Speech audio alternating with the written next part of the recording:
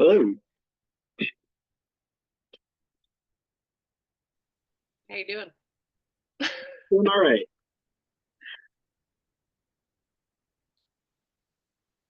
Rain today was crazy. Oh my gosh. Yeah. Yeah. The My wife said she was looking at the weather this morning. She's like, I think we're gonna have everything today. Sunshine, rain, warm weather, cold weather, maybe some snow. What does she do? What was that? What does she do? Oh, she's an occupational therapist at Community North. Okay, wow. Yeah. She works in the NICU primarily with the little. There's Sorry, you broke up for a second. the kids are so cute, I'm sure. Oh yeah. Oh yeah. That it's yeah, and especially the itty bitty ones. She works with I think she said one of her babies was like, I mean, we're talking like some are like I think 2 pounds or something, like just crazy, crazy tiny babies. So it's cool that she gets to be there and help take care of them. How are you doing, Patrick? I am good. How are you both doing? Pretty good. Nice. Nice. Was kind of a crazy day. I too am in a certification course and it's nice to be on the other side of the book every once in a while and be humbled. So 3 days worth of CCP stuff I've been working through. But other than that, it's good. What P sample? Certified compensation professional.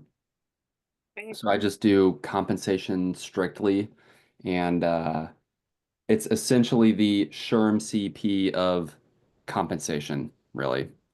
Unfortunately, there are 8 different exams that you have to take, uh, and each of those exams has a course associated with it. So a general timeline to get it is like 2 to 3 years if you're not crazy and try to do three a year. Um, so that's really the only drawback is that it's just a prolonged period of time. Whereas it seems prolonged because it's 12 weeks and then you have to study afterwards, but at least it's not multiple years. Um, so So where are you in the process of it? what's that? Where are you in the process of it? Like how many? I've taken one already, and unbeknownst to me, it was one of the more difficult ones. It was finance and accounting for HR professionals. Um, has nothing to do with what I do on a day-to-day basis. So threw me for a loop for my first one, and decided to go a little bit easier this route and took the managing base pay systems course, which is what I do every single day. So 2 classes in, 6 to go, unfortunately.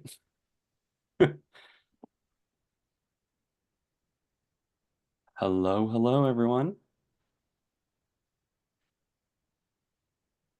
We will get started here shortly. Let a couple other people hopefully trickle in and we'll get rocking and rolling because I am sure you are aware of the amount of material we got to get through tonight. I scheduled my exam today. So I'm That like, is awesome. we're going to do it May 8th, whether we like it or not. Day Nice. after. Nice. I think when we get the whole group here, I'll have you repeat that because I think it's just one of those things that 12 weeks, 11 weeks goes quick and you don't think about it and as you're in the material and it can quickly creep up on you. And so I'm glad to hear that you've done that already. You've taken the leap. Well, it's also a push at myself of I'm gonna study. I got to Yeah. sit down to do this. Yeah, And absolutely. You've got an end date to look forward to. yes, So Laura, you're putting me to shame. well, not my intention. No, no. I just know myself, and if I don't set the date, and I won't make myself sit and do all the studying that I need to do, and I know I need to do, and so I know I got the date and I can do it. Love it.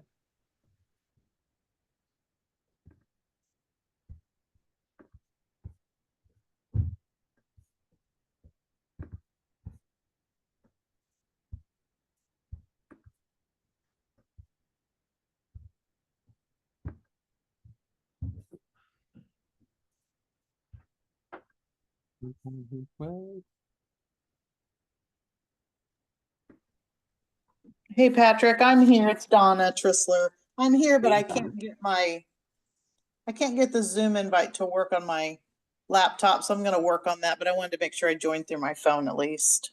Awesome. Yeah. Okay. If I can get it to work.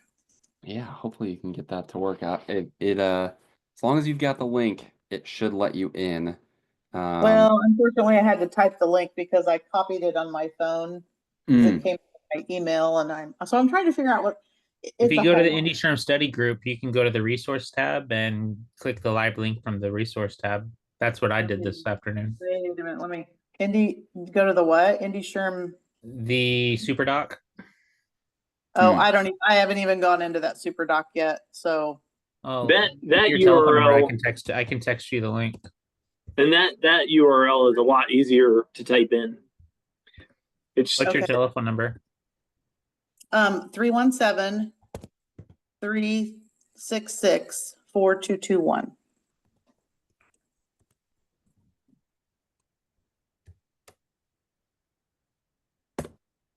There you go. Thank you.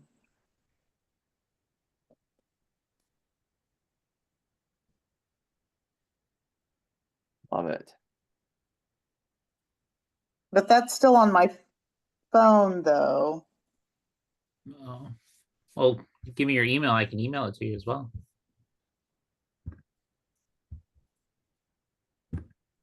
But see that okay.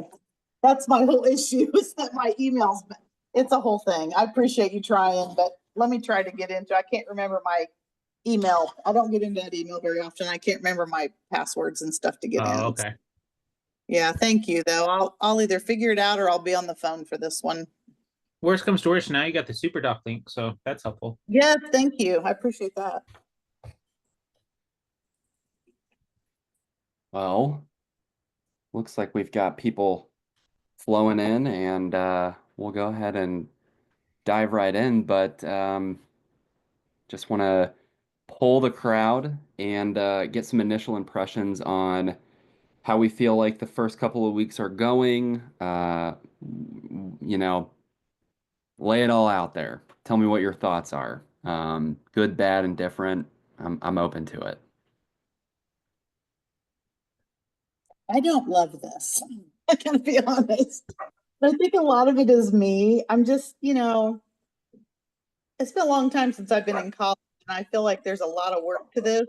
And I didn't read my syllabus until Sunday because the reading was fairly on track last week. And then all of a sudden I read my syllabus on Sunday and realized we had 2/3 of the book to do for this session. And so I feel again behind the eight ball, and I'm trying to figure out, I'm going to struggle to catch up. And yet the competencies is the biggest part. And I feel like they should build in a week or build in an extra study session for our group or something, because that's the biggest part. But yet it moves so fast that once you fall behind, I feel like you can't get caught up. And I'm a little bit scared about that, I think. Yeah. I would tell you that there are absolutely, you're not alone in that. I would say that that's probably one of the biggest pieces of feedback we get almost every year, every study group, is that it's just so much information all at once, Yeah. and the train doesn't stop running. So, as I mentioned last week, know that this is definitely, there's still going to be weeks where it's heavy on the reading, a lot of material to get through, but in terms of the type of material that you will have to go through, it will be much less intensive in terms of the like theory-based, competency-based information that you'll be going through. It will, in some cases, be very familiar to you and you won't necessarily need to read it word for word. Whereas this stuff is a little more rooted in theory and all of those different terms that they're expecting you to know. So it is natural to feel the weight of the material at this point in time, for sure. Any other, One thing Jason? I did when I was when I was a student in the group, I also that first week there was a lot and I got behind, and rather than try to double time it to get caught up, I just made the decision to start like after this session, after this first study session, I just made the decision to start with this coming week's homework, do that at 100%, and then stay caught up from here on out. And then when the class was done, I went back to that smaller section that I had missed, and at that point, it didn't feel very overwhelming at all. But it did take some discipline on my part to make sure I did go back and touch base with that material that I had skipped early on. But that helped me just like I just sort of cut my losses and then I was able to track really well the rest of the semester and stay on track for like when we have discussions about it. I was up to date on that stuff after that first week. So I don't know if that would work for you or not, but if you do find yourself falling a little behind, that was something that helped me out. I think that's really good advice, actually, because I thought about that myself. I think I would naturally go back and look at the competencies sections again anyway before I would go and take the test and obviously make cards and things, flashcards and things from it anyway. So I think you're right. I probably could catch up that way too. I also Yeah, appreciate your comment, Aaron, in the chat. definitely. Yeah, because even just because you've gotten behind, in this section, I think you should still, like Jason mentioned, it's great to stay on top of the stuff that's current. And there will be time, believe it or not, throughout the remaining weeks that you can fit in, that remaining information that you need to brush up on. Thinking U.S. employment laws and regulations. There are a couple of other sections. Um, because you're right, this is important. It's 50% of your whole exam, whereas the remaining three books are what make up that rest of the 50%.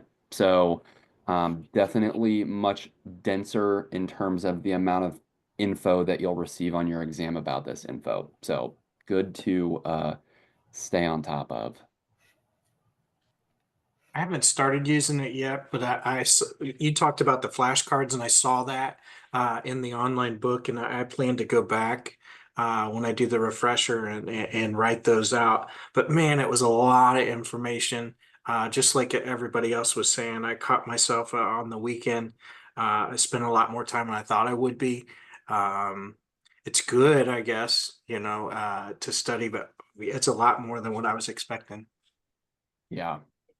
I would add to Brent, I did the something that I did.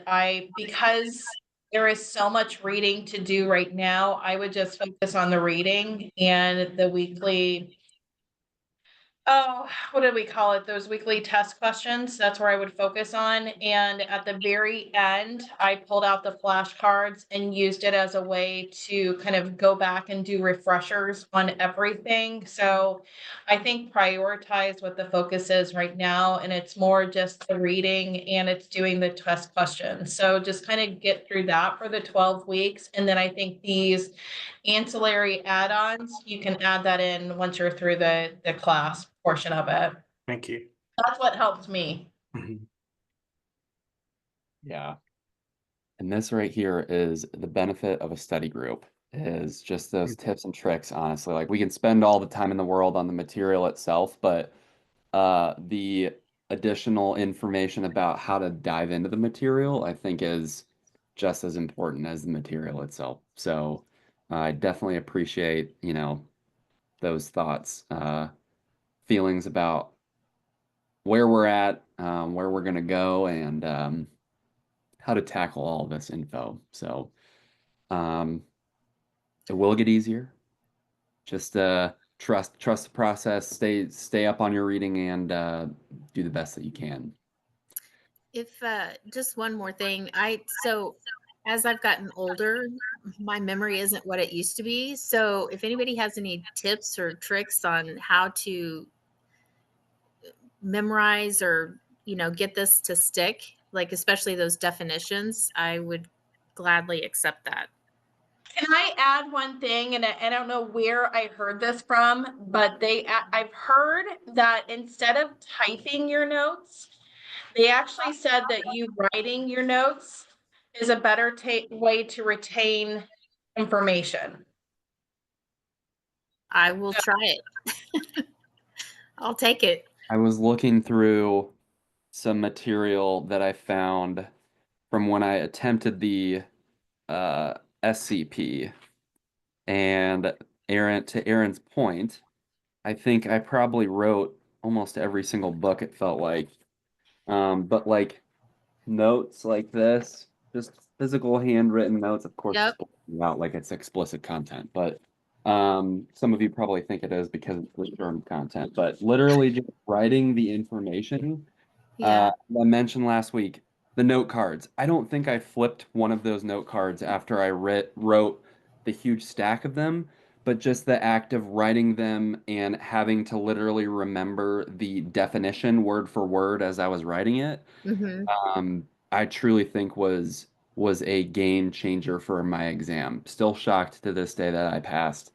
Um, but I think that it did make a really big difference for sure. Awesome. Thanks. I appreciate that. Definitely. All right. Any questions about the material last week or even the material this week? Again, we can go through the slides until we're blue in the face, but want to make sure that we're touching on the stuff that you might have questions on before we dive in.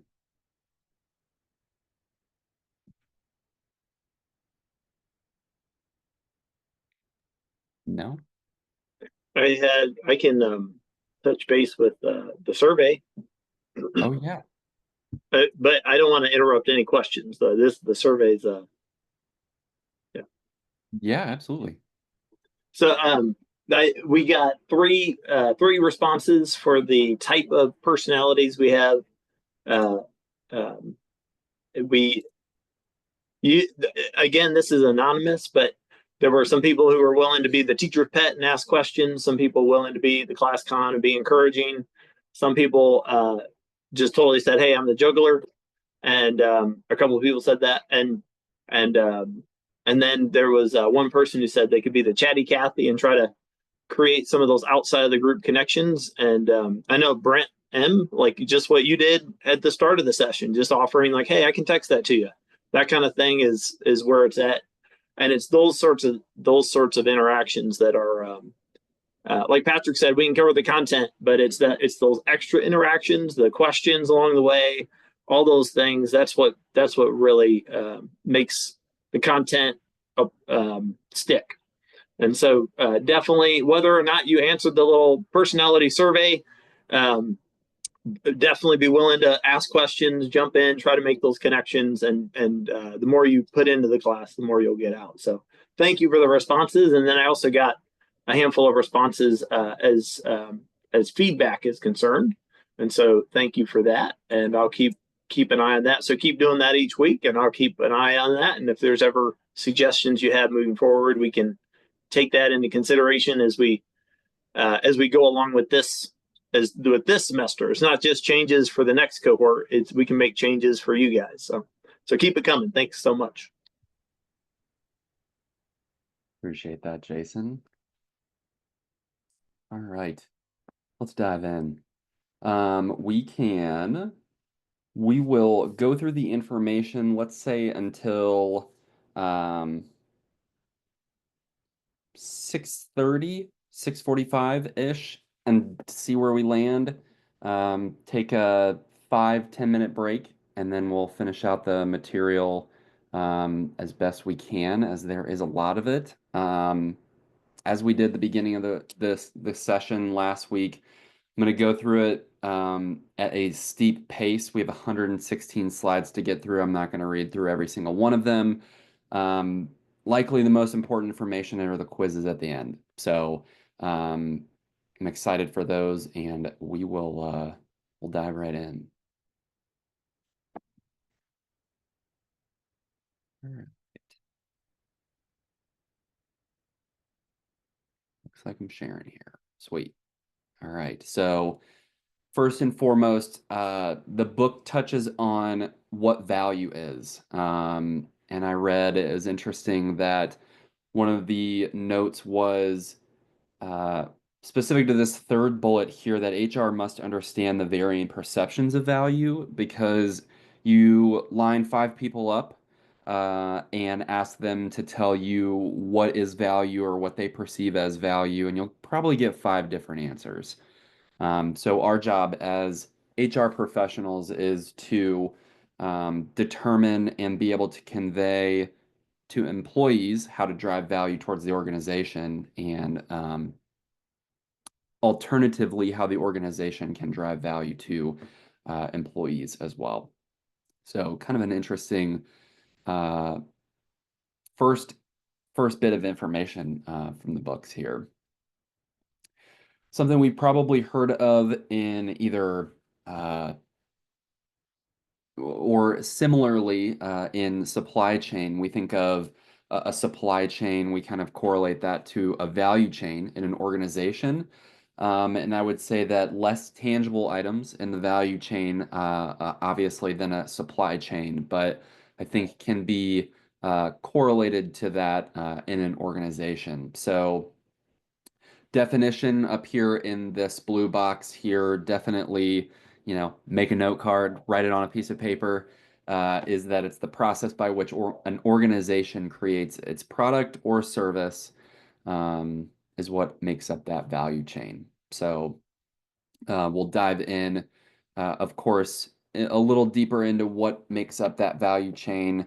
From an HR perspective, the value that we drive to an organization is that box down here at the bottom in driving that quality and availability of pivotal talent pools.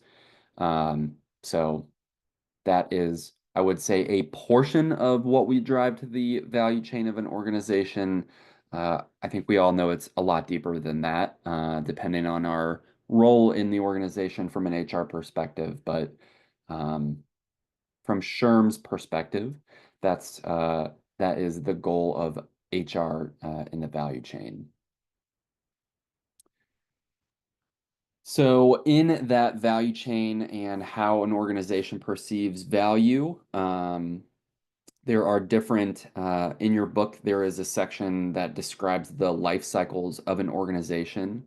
I think most importantly in this life cycle of the organization, it is important to understand the defining factors of each portion of the life cycle. So be able to determine, are they describing an organization that is in the introduction phase of their infancy? Are they in the growth phase? Are they in the maturity phase of their business life cycle? On the end of the life cycle model here, you can see that there are 3 additional sort of paths that an organization can take after it has hit the maturity curve. There's the renewal phase, the no growth phase or stagnation, or the decline. And each one of those phases in your book, there are sort of defining factors of all 3 of those as well.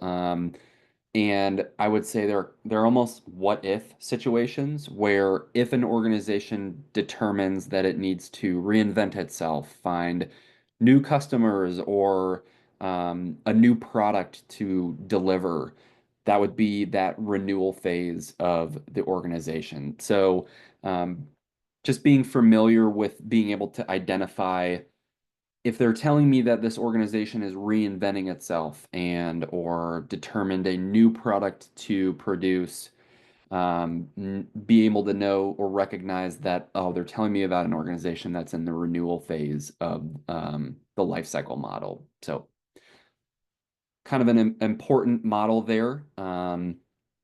Definitely understand the different aspects of that. Patrick, what was that? Oh, I'm so sorry. All good. Sorry. What was that under in the book? That would have been, let's see here. I've got the book pulled up on the other end It's on here. page 184. If you're looking in the slides though that we got sent, that's like slide one. It's like Oh, slide so 40 we're something. way back in these chapters. Okay. Yes, I apologize. Sorry about I the feedback, switched guys. these around. I should have mentioned that actually. That the, and I could be incorrect on this, that the business clusters are second to the those other the other clusters here, which are the internal Yeah, cluster. in our notes, Are they values is talked about on slide 48. Okay. Yes. So that I think I ended up switching them because of the way that they are listed in the book. And I think I may have properly switched them, being that they show up in the book actually the opposite of how I've got them in the slides. So let me look here quickly.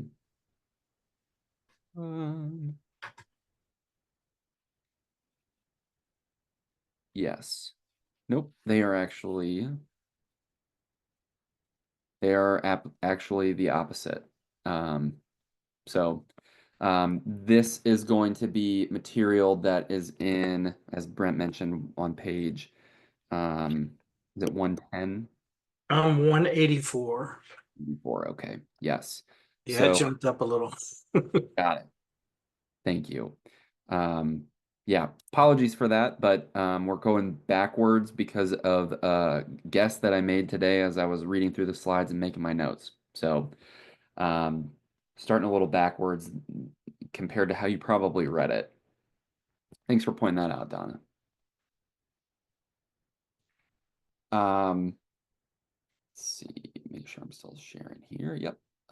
Improving environmental awareness, a couple tips on how that is approached in the organization, and how HR professionals must focus on expanding and deepening channels of information. Some useful business terminology, as I would say a million times here, they have placed these terms on this slide purposefully. Are there any that stick out as unfamiliar or maybe less familiar than others that you'd like to touch on? Otherwise, I would say these would make great note cards as well.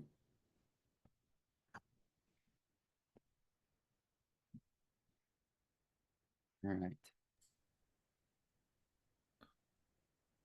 So what we are looking at here is a diagram of what I would call all of the elements of what make up an enterprise resource program or ERP system.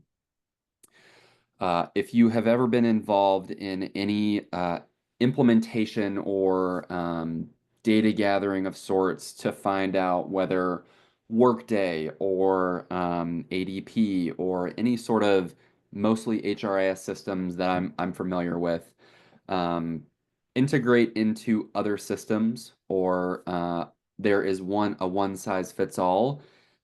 These different systems are likely what you have been that you've looked into. There are those HRIS systems, your CRM systems, and so on that ultimately provide data to one system, that being your ERP or your enterprise resource planning system. If you work for a smaller organization, an ERP is likely something that you would not be familiar with. It's typically in those larger organizations that that have many moving parts or a need for all of these different types of systems to speak to each other or be able to find data in one place. But understand that each one of these different systems are what make up an ERP system, and that the goal of all of these within that ERP is to data gather, data warehouse, and be able to quickly, potentially quickly, query or report data to be able to drive business decisions.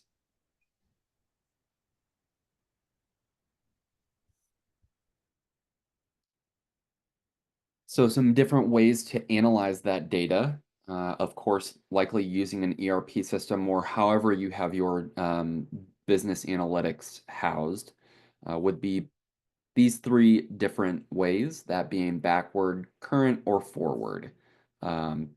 They're defined under the term there, pretty self-explanatory in terms of what is taking place, backward being looking to the past, looking into that historical data. Definitely recognize here that this is also or commonly referred to as trend analysis. Additionally, that current analysis, how to present data in different ways, or that forward analysis using historical and current data to get a better sense of the future. And of course, many different ways to look at that data as well. So different formulas or algorithms that you can use to predict outcomes with that data.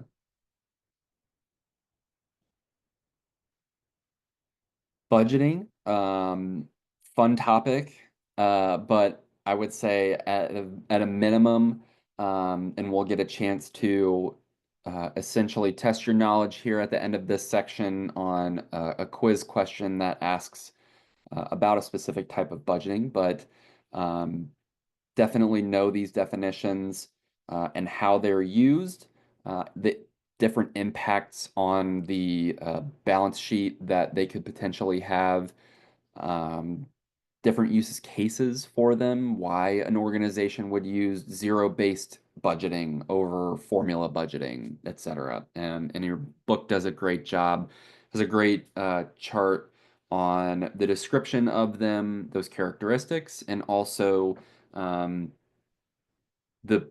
pros and cons of those different types of budgets. Does anybody use budgeting in their job, or are they required to budget within their job? I work off a zero-based budget at my role. Okay, interesting. In my prior role, I worked off a formula-based budget. So HR was staffed, it was government. So for every agency, depending on how many employees, they paid my agency $30. And so if Department of Transportation had 5,000 employees times $30, they would send us a check for that, and that would fund HR for NDOT. Very interesting. I like the real world application of both of those. That is interesting, and I think it's interesting that industry obviously plays a big role in that, being that it's government. So I'm sure, depending on the different type of industry, that there are more popular forms of budgeting used than others. So very cool. Some budgeting considerations. Obviously, all of these things are things that you should think about or that are commonly thought when a budget is something that you're tasked with. So how does the organization allocate costs? Like Brent mentioned, it's a per employee basis at his previous role, and allotted based on that. Which costs are variable, which costs are fixed. what risk factors affect the budget, what could potentially happen 3 months after we develop this budget that could significantly impact it, being able to plan for those things. So I think that up here at the top where it says that the budgeting process requires understanding the organization's practices, strategies, and environment. Um, these questions truly help you dig into how those practices, strategy, and environment will impact the budget that you ultimately need to produce.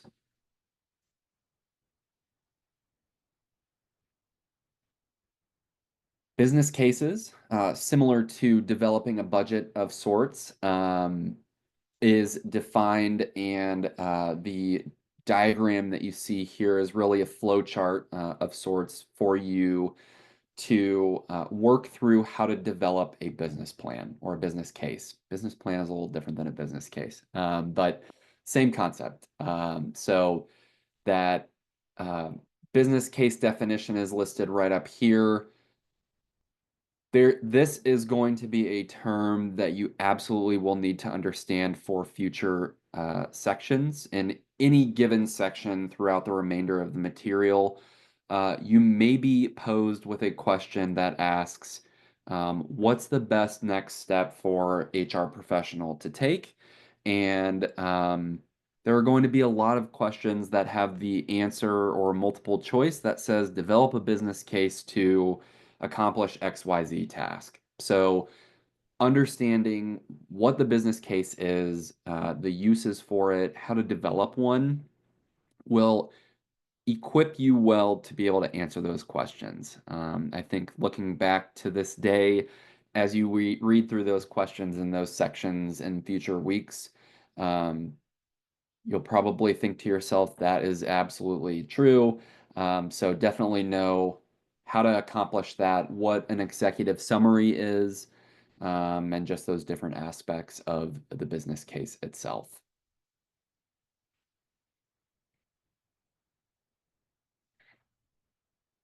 Interesting that they jump directly from a business case to a balance sheet, two riveting topics in terms of just overall management. But I would say be familiar with the different aspects of the balance sheet. There will be sections later on that dive a little deeper into the balance sheet itself. So definitely understand the difference between, I would say, how to calculate total assets, what the different aspects of the balance sheet are. There will be questions potentially on the exam on how to calculate cost of goods sold or things like that. They will be easy to calculate. It will be up to you essentially to know how to calculate it. They're not going to give you, um, very complex math problems. You'll get a scratch sheet of paper. I believe the test taking software has a built-in calculator that you can use to do the math. I'm almost positive. So from that perspective, you'll be well equipped to answer the question, but you'll need to know those different terms and how to apply these to the balance sheet. As I mentioned, that assets calculation there, we go back, liabilities plus equity or equity equals assets minus liabilities. These, total assets should equal all sections down here at the bottom. Understand what is an asset versus what is a liability as well, because that information may not be given to you in the exam, and you'll need to know that property, plant, and equipment is an asset, and what to equal that out with down here at the bottom in terms of liabilities and stockholders' equity. Broadly, these definitions here for assets are those tangible things such as property, plant, or equipment, but also could be intangible such as investments or a lease of sorts for an office space. Sure, the office is tangible, but the lease itself, a document that exists in the cloud somewhere. Also accounts receivable, what the organization can expect to receive in terms of payment. Those liabilities, what the organization owes. So rent, the tax debts, and also things that the organization owes to vendors or suppliers to be able to operate on a day-to-day basis or produce their product. And then finally, that equity piece is what the company owes to its owners or shareholders, and also represents what's left after the company's assets, left of the assets of the company after the liabilities have been discharged. So if the company closes and the stockholders or shareholders have been paid, it's essentially what you're left with to liquidate and sell off the remaining portions of the company.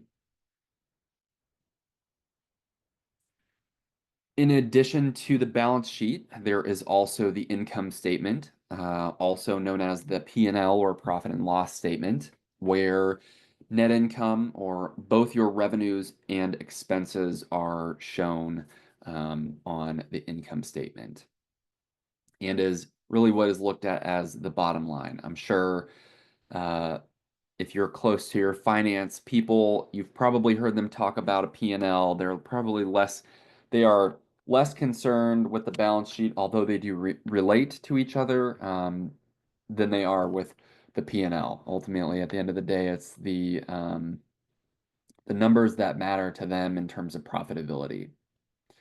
Some different things that show up here on the income statement are listed here, those being sales.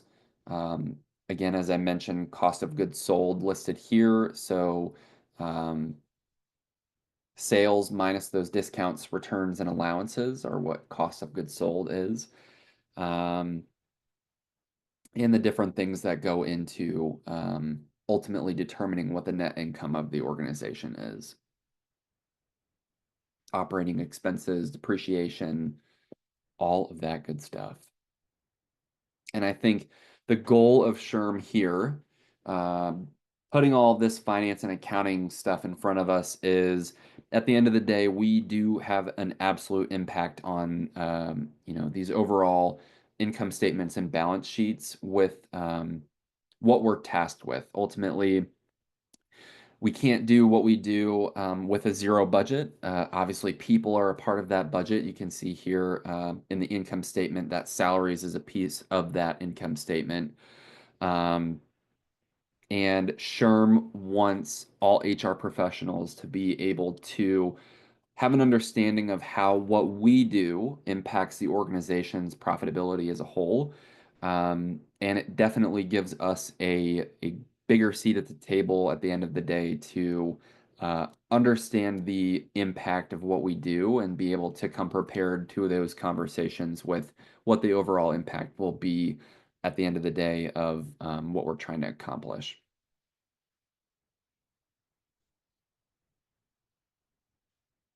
Sample cash flow statement here. Definitely know here what this little bullet point is mentioning, that combined cash flow is subtracted from the ending cash balance of the previous period, which is the beginning cash balance of the current period. So the statements of cash flow is as of a point in time, and is made up of these different items here.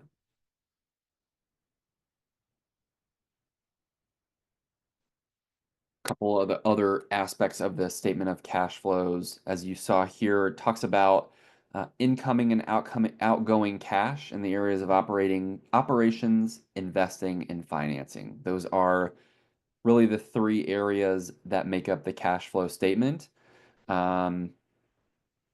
And the cash flow statement tells us a couple of different things within those numbers. So it can show us trends. Negative cash flow means or could potentially indicate that sales are too low, or what we're producing, the cost of the production of what we're producing is too high, or that negative cash flow could influence, could suggest that financing, we're borrowing too much money, or relying too much on borrowing in general.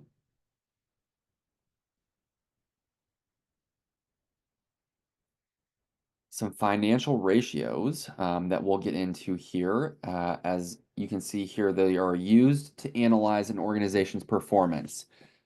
Each of the statements that we just talked about, statement of cash flows, the income statement, and the balance sheet, all three of those have different aspects of them that can be used to ultimately determine profitability of the organization, and different things that these financial ratios will tell us. So your book goes into greater detail about what a current ratio is, and the debt to asset ratios, all of these good things that I admittedly learned in my finance and accounting for the HR professional class last November, and couldn't tell you off the top of my head, but I could absolutely calculate them if you threw the formula in front of me and gave me either a balance sheet or an income statement. So be able to understand the difference, different formulas that are made up of each of these financial ratios and what the financial ratios are telling us, in order to be able to answer those questions on your exam. Return on investment is a familiar one for me, but these other ones, obviously, earnings per share, if we don't work in a public company or a company that is employee owned, has an ESOP program, may not be as familiar to us.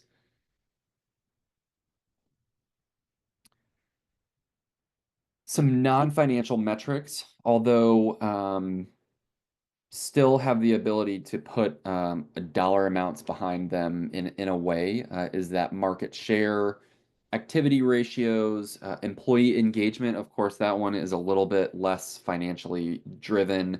How do we gauge employee engagement? And your book talks quite a bit about what that means, how it impacts the organizations, and how you ultimately put a metric behind employee engagement itself. Market position, also things like reputation for quality, recognizable employer brand, all those things that we think about when we determine we have an idea of we want to buy a product. Let's use a car, for example. Toyota, I would say, fits that recognizable employer brand, a reputation for quality. Maybe not in recent months if you have bought a Toyota Tundra, but I believe that they've made that right, at least with regards to a recall program. But things like that that you think of when you think of a brand, immediately off the top of your head, kind of what those things are is really what market position is describing.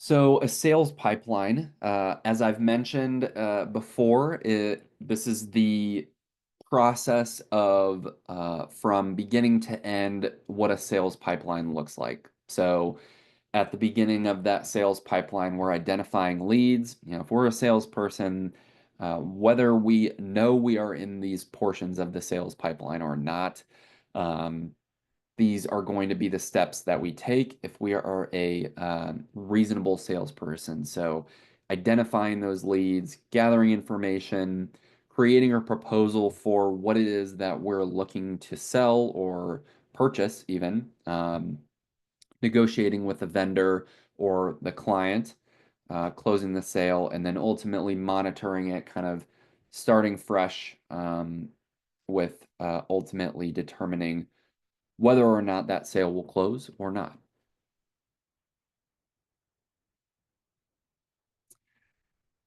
Got some important business documents here that I would say kind of span different industries. I would say that grants might be one that doesn't necessarily cross our desk as a potential if we're not in a either nonprofit or sort of a public administration space. But again, that business plan, strategic plan, org chart, we're all likely very familiar with. So definitely know the different definitions of these, how they ultimately impact us as HR professionals, or how we can use them as HR professionals as well.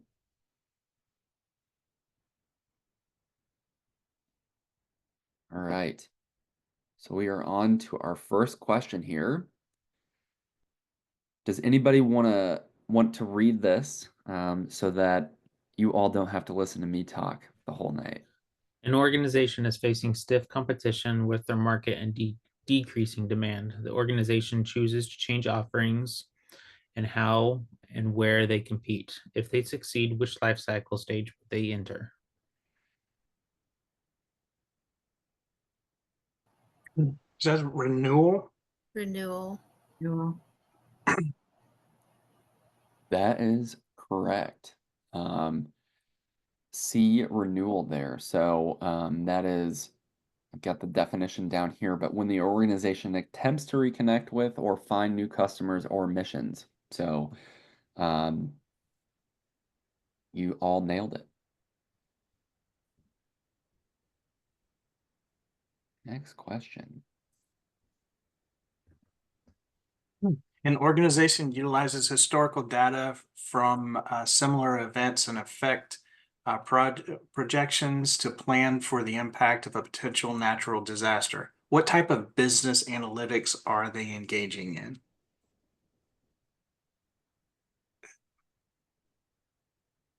Scenario planning, maybe?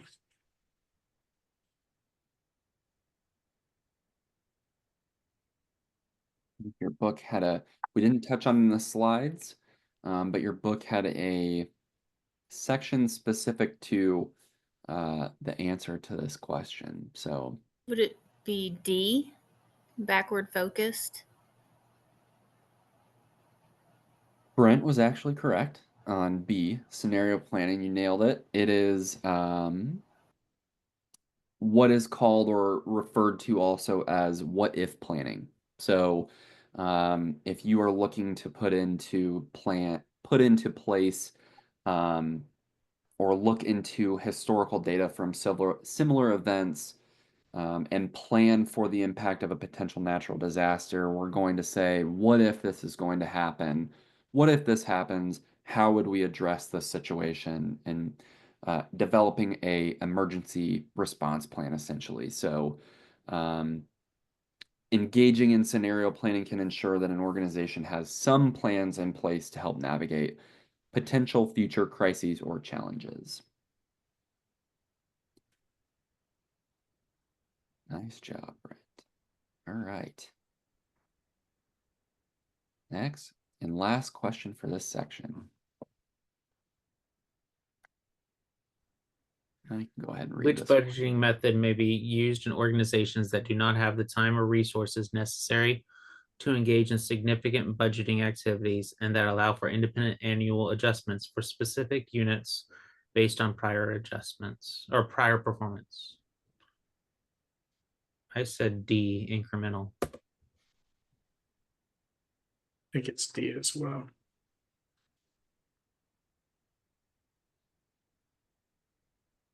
The Brents are on their game today. D is the correct answer. And I mentioned when we talked about these that your book's got a great diagram, a great chart of these different types of budgeting methods that really answer any question that you could possibly be asked by SHRM in your exam, in any quiz question. So definitely read through that and understand the different methods of that. But D, incremental is correct, where the prior budget is the basis for the next budget. So there was a section in the book that was not in that chart that was, at least to me, misleading in a way where the question says that it allows for independent annual adjustments for specific units, and the section of the book stated that there was little room for adjustments. But in the chart, it talks about the prior year budget being simply increased or decreased by a set percentage. So it does allow for annual adjustments for specific units based on prior performance, and additional funds must be requested based on need or objectives. One of the big aspects of this question that you'll find also a familiar theme throughout all the questions you'll answer for your SHRM exam, SHRM quizzes, is the kind of the important info that they will give you to answer the question.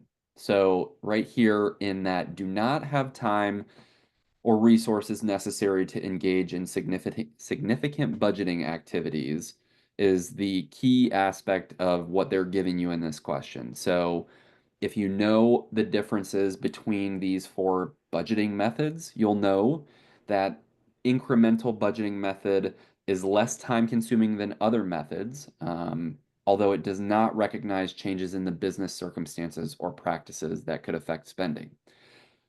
Did not mention anything about that latter half of the definition, but specifically less time consuming than other methods is all you need to know about this question and how to answer it.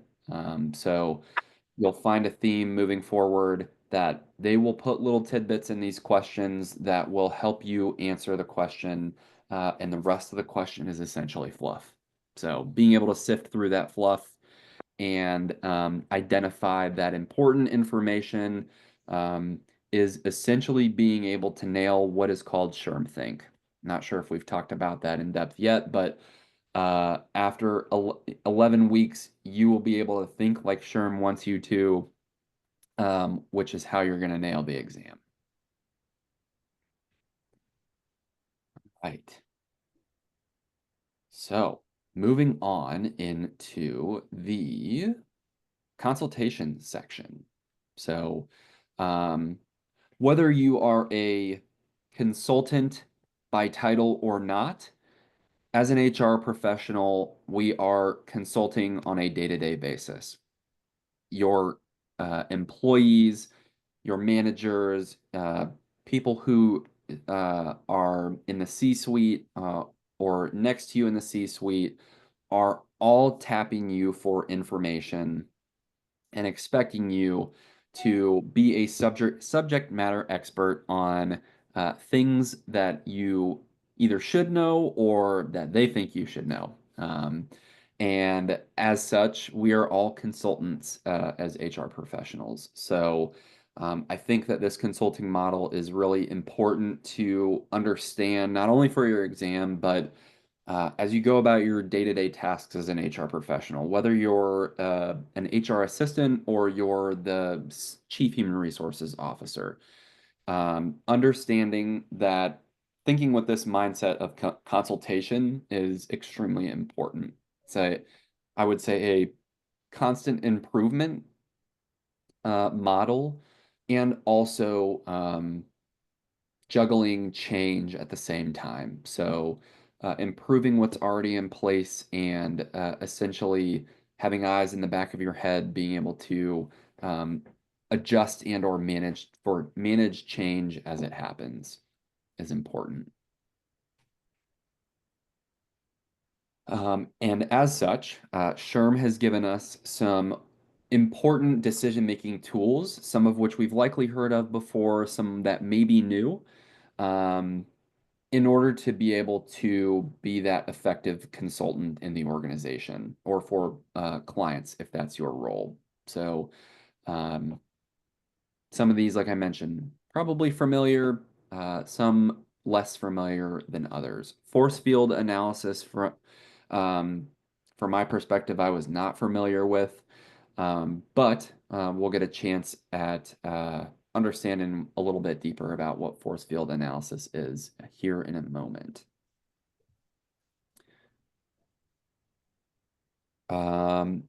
Couple bullet points here that I don't think can be captured on one slide, but HR's role in managing change, listed here as some of the key aspects of how we are expected to be a key player in that change management process, are important to note as we work through this material. Excuse me.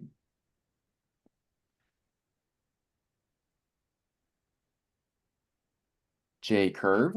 Something that we might have heard of in the past is a measure of performance versus a given number of time, a given amount of time that we have essentially looked at over the period. So that J curve shows the challenge of introducing change into an organization and how after we implement that change, the impact that it has on performance over a given period of time. So you can see that performance starts at a relatively moderate level, implement that change, performance drops, people buck that change.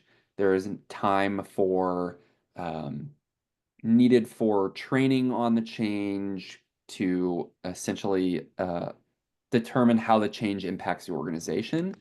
And you can see that there is a significant decrease in performance after that change is implemented. However, effectively managed, after that change is implemented, performance increases to a level that is greater than it was before. Not always does that happen, as you can see listed down in the dotted line, where if change is not managed well, performance will not return to even its previous level, and will stay stagnant at that low level of performance. And we'll talk about different I would say factors in that, different types of individuals in the organization that you'll face as you implement change. And I think that this question down here at the bottom of the slide is always going to be yes. We will always be faced with resistance when it comes to implementing change.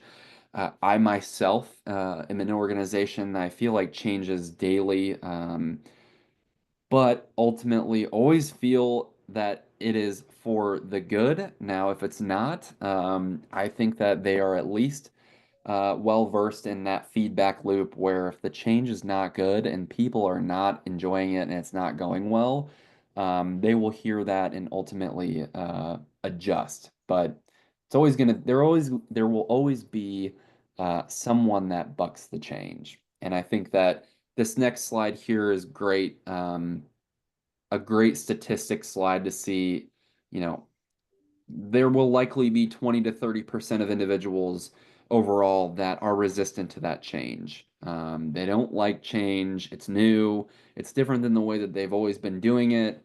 And this slide defines briefly how to address that resistance. In addition to that, there will be individuals who are indifferent about the change. A good majority of employees will be indifferent about that change. This is not always a great place for people to be either, as if you're neutral, you're not exactly helping individuals who might be resistant to that change. And you're not necessarily completely bought into that change either. So, where we would ideally love everyone to be, and I say ideally tongue-in-cheek because it's not possible, is that welcoming phase of buying into that change, understanding the reason or rationale behind it, and being able to get those individuals who are either resistant or neutral to adapt to the change, recognize the benefit of it, and ultimately help the organization determine what needs fixed in the long run if it is not fully impactful to the organization.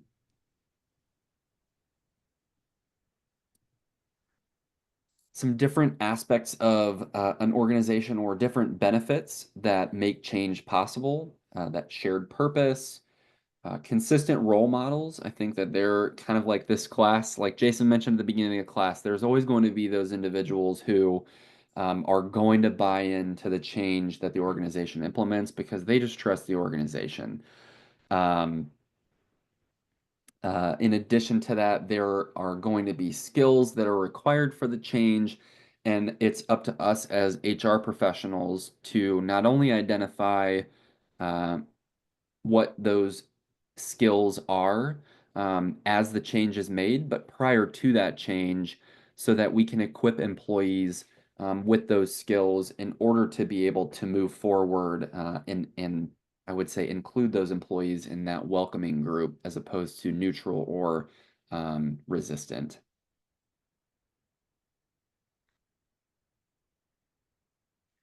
Couple of different models of change or models that have been developed for change. Not a whole lot about this in terms that I can tell you in terms of real world experience. I don't think that I've ever used, I've never recognized to myself that we are in the unfreezing phase of the Lewin's change model. But I can tell you that there will be a question on your exam or within a quiz that asks you to identify, based on the scenario that they give you, what phase of the Lewin change model the organization is in regard to the change that they're looking to implement. So understand what the definition of these phases is and the purpose of each of them. So you've got that unfreezing, moving, and refreezing of this Lewin change model. And these can kind of, I would say that these are overlaid to another method of change or look about change that your book talks about in that Kotter's techniques as well. So they are overlaid here on this slide that you can see. The what is defined by Lewin's change model, and the how is defined by Kotter's techniques on this slide. So as time progresses, that beginning or current state is called the unfreeze state. So we're preparing to implement the change. We're unfreezing where we are at currently. And how to address that is to create that sense of urgency, assemble a strong guiding team, and provide a clear vision. Definitely understand, if I'm in the unfreeze stage, how do I prepare employees for that particular phase? Similarly, if I am in the transition state or the move state, how do I prepare employees for that state as well? If I am expecting them to embrace the change, how do I prepare them for that? And 4, 5, and 6 are how you would ultimately do that based on these two models. And then finally, in that refreeze state, consolidating progress and institutionalizing, not my favorite term to use, but ultimately standardizing that change that you've made and moving forward with it as time progresses. So we'll have a question on this here in a couple slides, so you'll get a chance to see how the questions will be structured similar to this particular material. So 3 different planning and implementing change methods are that cascade, progressive, and organic. And I want to pull the book up because this slide doesn't do a great job of defining what they're talking about here. So let me get that pulled up here. But any questions about these three different methods, whether it be cascade, progressive, or organic? Page 243. Thank you. Glad that they make the facilitator books the same pages as yours too.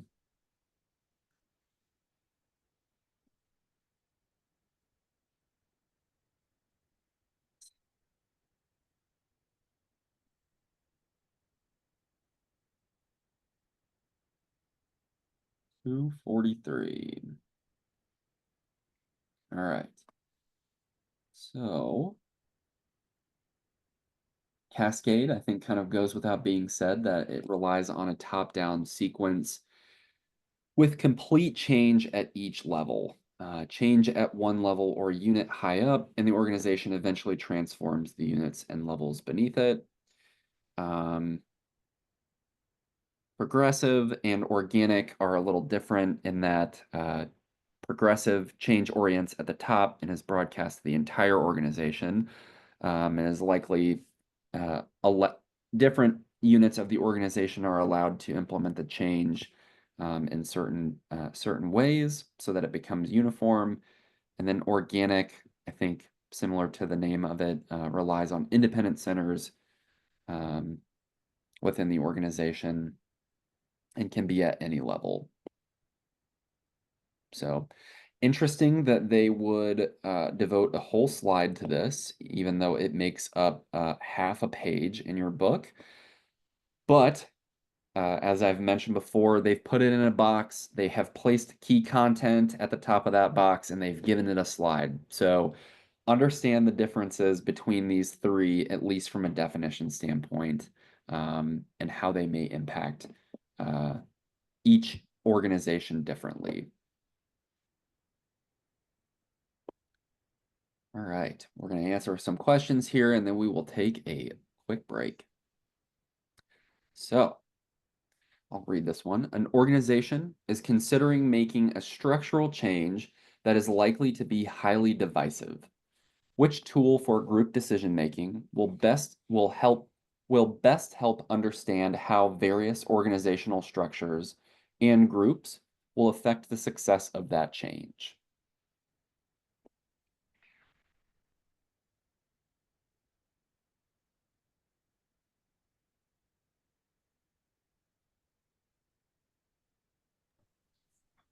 Is it B? I think it's B, multi-criteria. Going B two. And I'm only saying that because of the and at the bottom. Various organizational structures and group will affect the success of that change. So it is not B. Ooh. Oh, okay. So we can cross B off the list. Another, obviously, we won't have the answers on the exam, but which ones can we cross off the list? Do we feel that are not the correct answer? I think as we Structures and groups. I don't think it'd be cost benefit. you are correct on that. So we can cross out cost benefit. I think it's a SWOT analysis. Strengths, weaknesses, opportunities, or threats is the SWOT.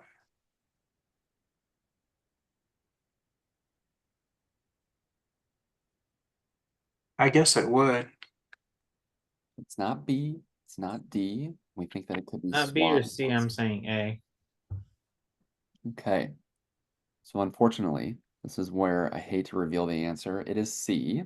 Oh, Field I analysis. totally. That's the one you said you didn't know a lot about, right? Exactly, Yeah. exactly.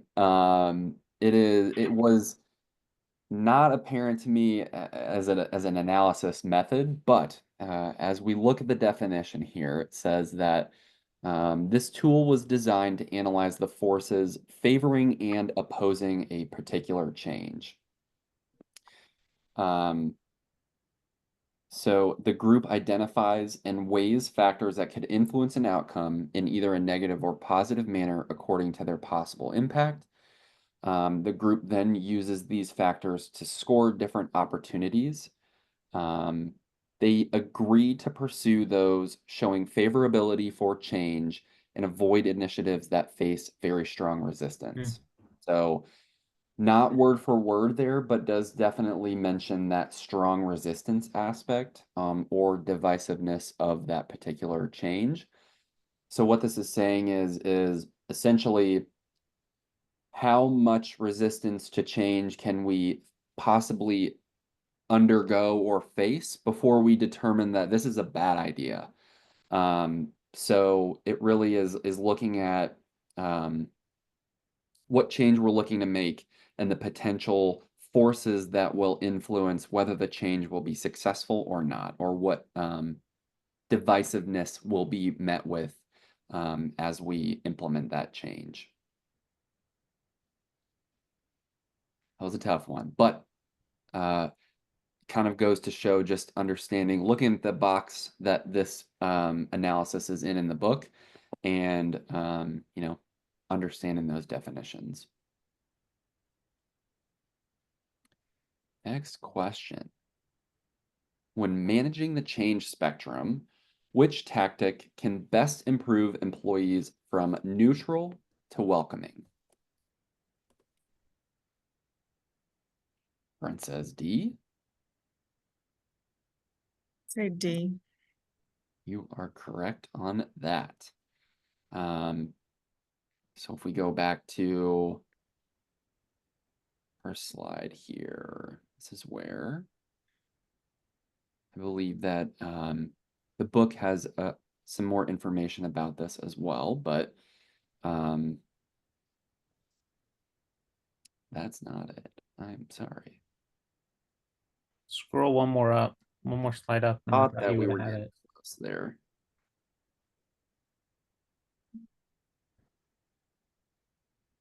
Opportunities for involvement. Yeah, that's right. Yep. Ah, yes. Yep. The next slide. This one. Yep. Yeah. Yep. Oh,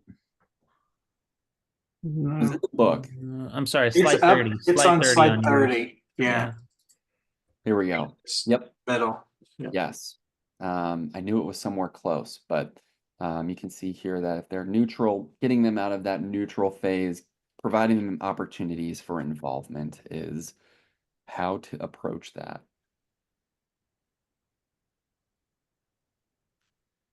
Final question here, and then we will take a quick break. When using an integrated change strategy of Lewin's steps and Cotter's techniques, which technique is used to move from the transition state to the new state? I got ahead of myself and referring to a slide that had the answer on it.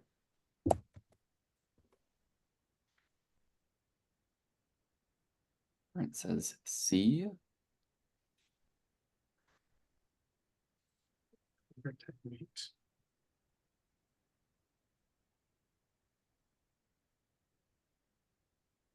Oh, wait. I take that back.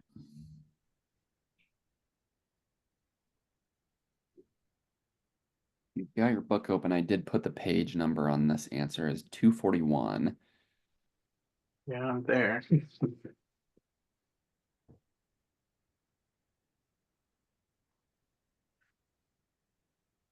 We are moving from the transition state to the new state. So we're in the middle there, I believe. Okay. Well, if that's the case, Ensuring. it should be A. Short-term success. Exactly. So this is where I mentioned that understanding how these two are overlaid and how Lewin's steps relate to Cotter's techniques is definitely important. So in order to move from that move state or transition state, we need to ensure those short-term successes. Empowering action, I would say, is the similar concept in over communicating. So A is the correct answer there. All right. Well, we have hit that last section in the second to last section here in the first set of clusters. Let's take a quick 7-10 minute break. We'll meet back here at 6:55, and we will start blazing through the rest of the slides here. Thank you everyone for the attention, and we'll see you back here shortly.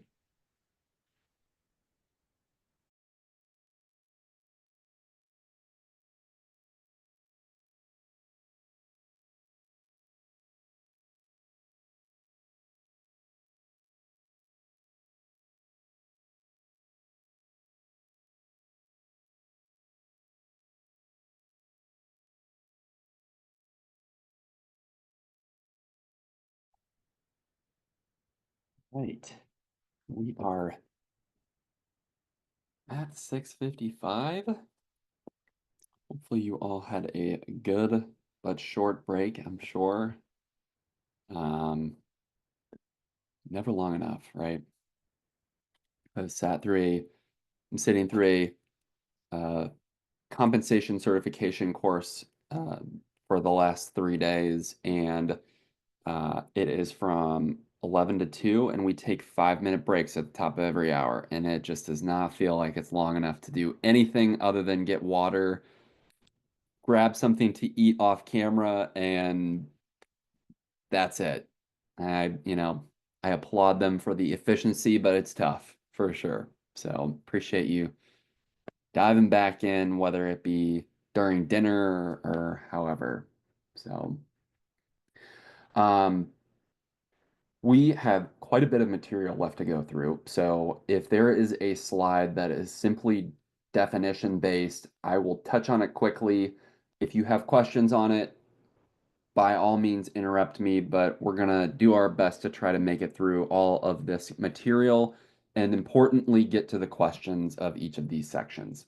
So let's get after it. Steps in evidence-based decision making. This model, as I mentioned last week, is identical to many of the models that you'll see throughout your book.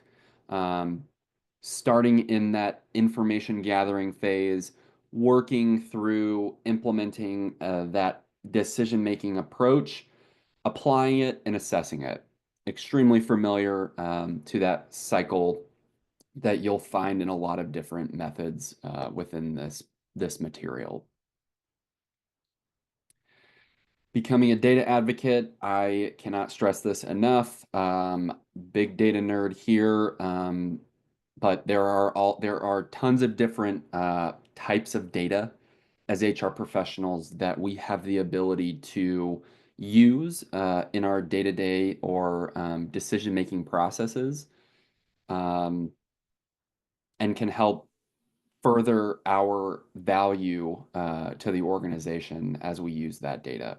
So these 5 blocks here, if you will, are essentially how they're defining becoming a data advocate. So definitely understand these concepts and how that impacts the organization. Evaluating data sources is always important. I always use obviously the compensation survey data as a great resource, a great way to determine how to evaluate data sources. And I typically use Glassdoor and salary.com as a way to obviously exploit the potential nuances when it comes to the different data sources that are available to us. So a lot of these aspects, I think, as I just mentioned that example, can be brought up specifically in evidence of bias. If you're an angry employee, you're probably more likely to go to Glassdoor and slam your employer than a employee who is either currently employed, happily employed, and sing their employer's praises on Glassdoor. So, however, there are other sources of data that you can use this criteria for to determine that you're using quality data that can back up the decisions that you're looking to make or things that you're looking to implement in the future. So using these criteria here are important as you look to gather that data and determine how it will be used. So within HR, these are different ways to gather data from employees or clients and what have you. So definitely a list of data sources that have multiple different uses, have positives, negatives behind the impact and overall data gathering that's available within them.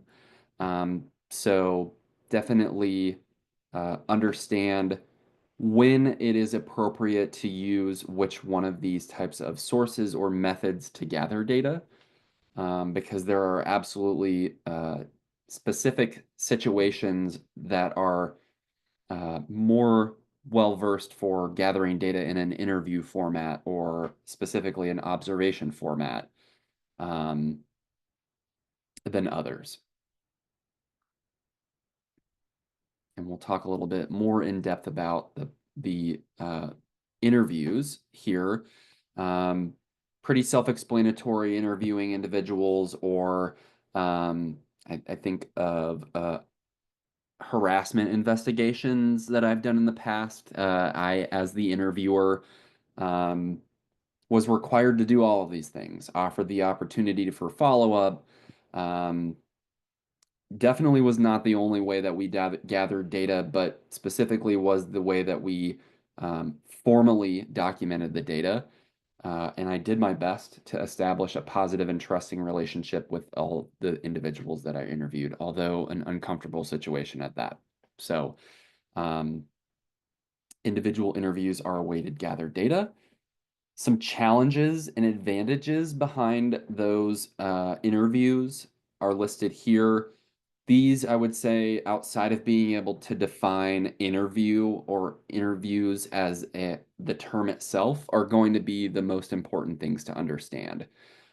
Because as Sherm asks you how to apply or what source of data gathering would be the best use in this situation, the advantages and challenges are going to be how you determine which avenue they suggest is the best. So definitely know the advantages and challenges behind interviews and the following sources of data gathering as well. Focus groups, probably something that is familiar to all of us in terms of data gathering. Has anybody used focus groups in their data gathering approach for whatever it might have been? Brent? Nice.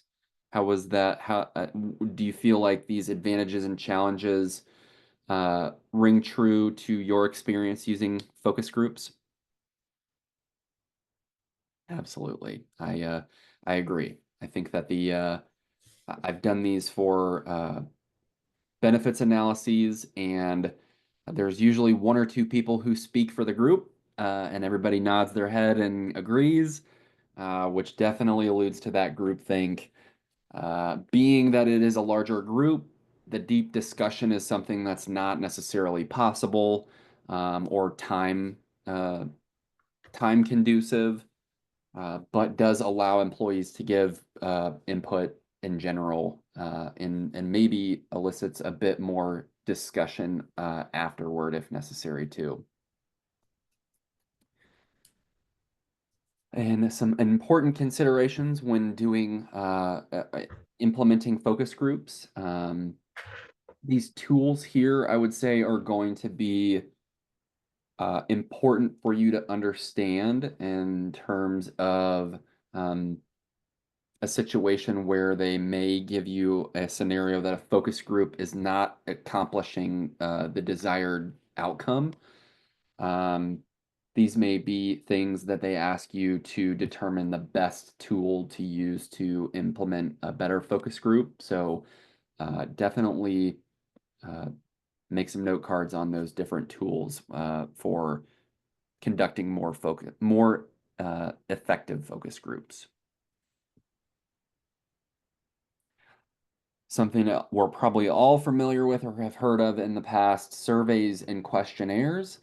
Won't go super in depth to this, but what I will tell you is that if SHRM asks you about surveys and questionnaires, probably have heard this outside of SHRM as well, is if it is the implemented route of data gathering, the answer is always going to be make sure you use the data or don't do the survey at all.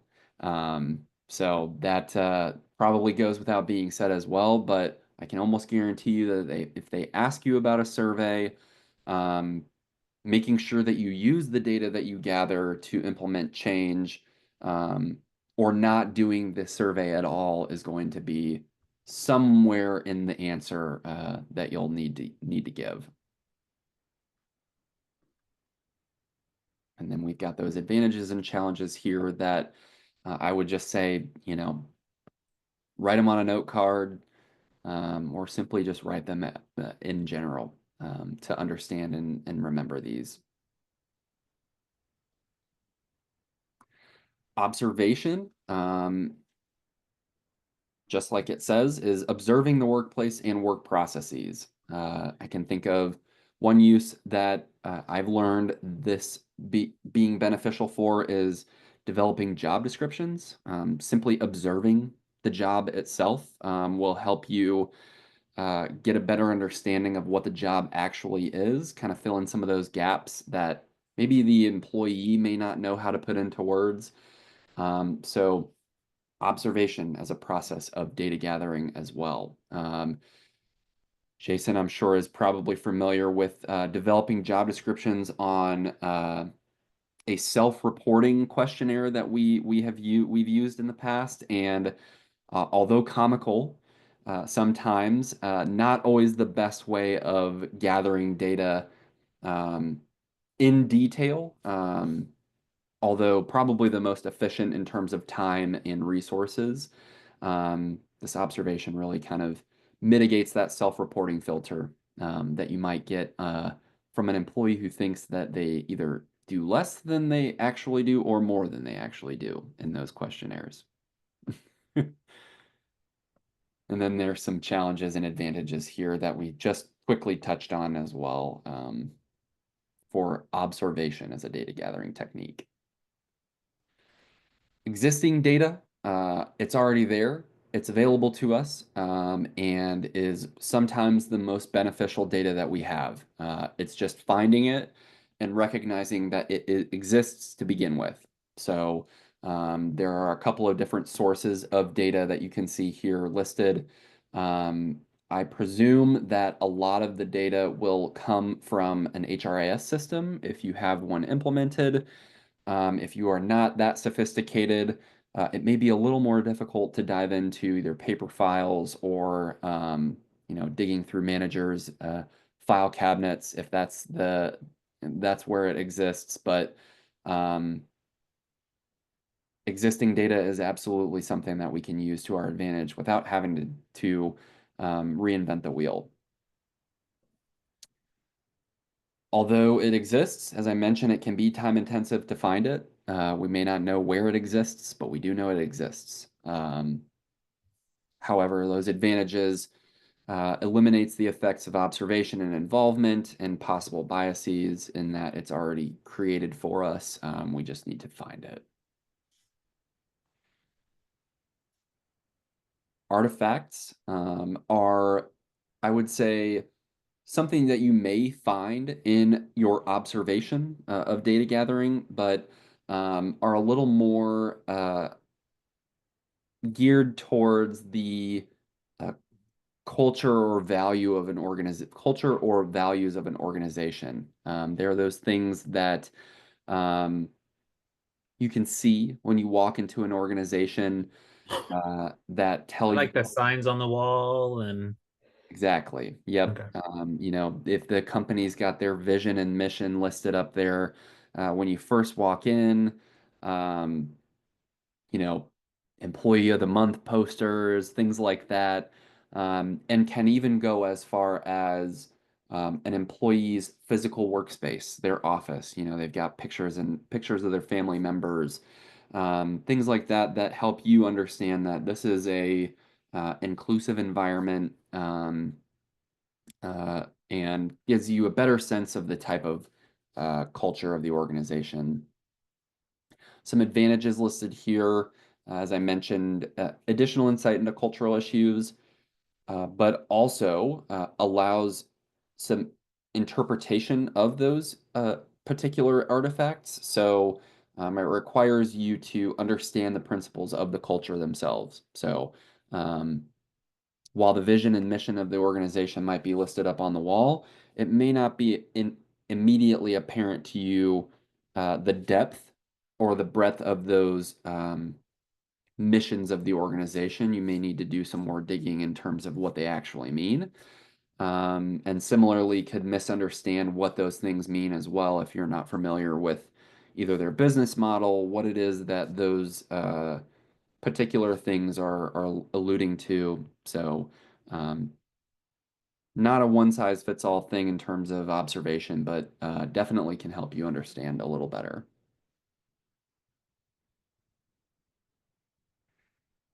Marketing data, again, just two aspects of how marketing data can influence our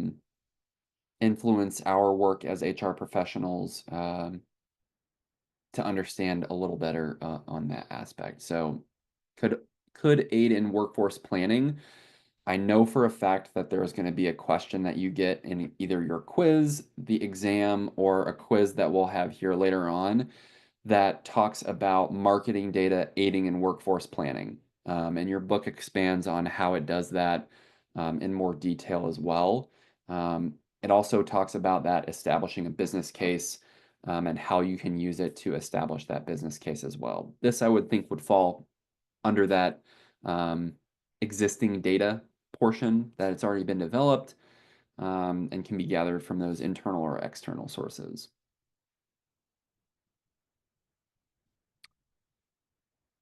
Alluded on the reliability or validity piece of data a little bit earlier, but definitely know the difference between reliability and validity.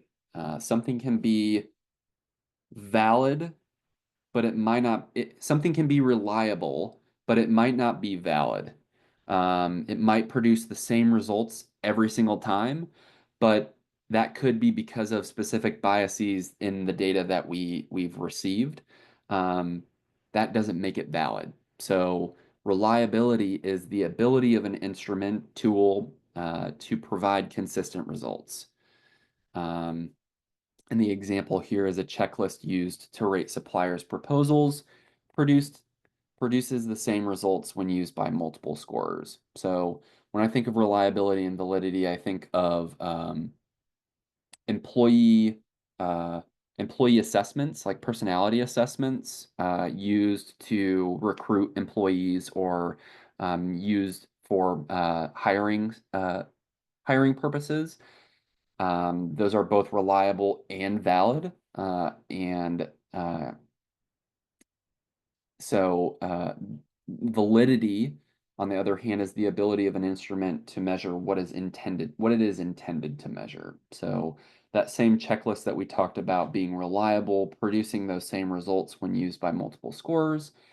A checklist used to rate suppliers' proposals results in selection of suppliers who meet expectations. So if we're using that checklist, we can be guaranteed that we will ultimately end up selecting a supplier who meet the expectations of our organization. So some important terminology to understand. I would say this is a definition here. Sampling, understand the definition of sampling, and know that it must represent the population being measured. It can't just be specific subsets of the population being sampled, and it must be sufficiently large to include possible variations. So back to my example of compensation data, If there are fewer than 5 respondents for a particular cut of data, the data will not be sent in, even though there were potentially 3 or 4 respondents for that particular job's compensation data. So to be considered an appropriate sample, have to have at least in compensation best practices, at least 5 respondents or more for that to be a sufficient sample. So otherwise, it would not be representative of that total population. And as I just mentioned there, that sampling is a type of bias or error, if you will, that shows up in statistical analysis. In addition, selection, response, performance, and measurement biases are all other potential biases that we'll run into in statistical analysis. So definitions, I would say that them listing these here as bullets would be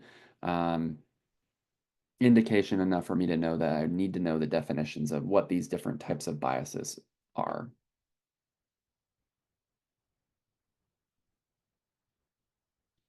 Some data cleansing. Again, understanding when it is necessary to cleanse your data.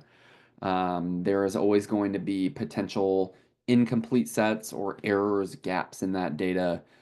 So being able to understand and identify that it might need cleaned up in a way if you receive it from someone either within your organization or outside, understanding how to clean the data and correct those inconsistencies is important.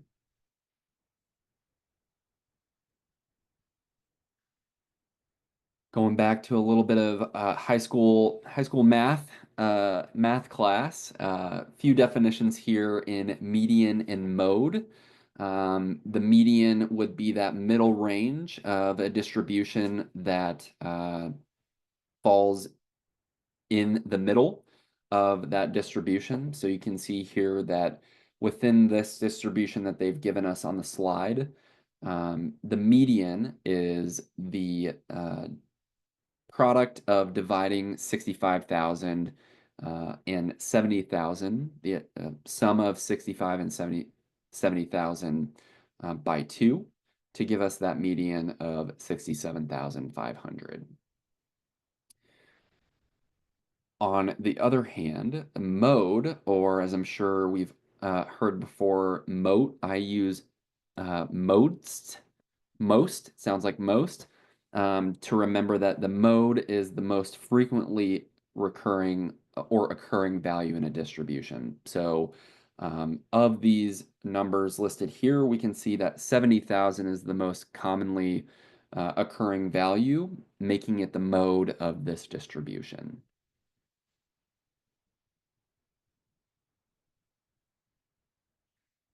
A lot of formulas listed here, and I think down here in the weighted mean is seems intimidating. However, the difference between an unweighted mean and a weighted mean, looking at unweighted would mean that we're going to take the sum of all of these salaries and divide them by the number of salaries that we have listed here.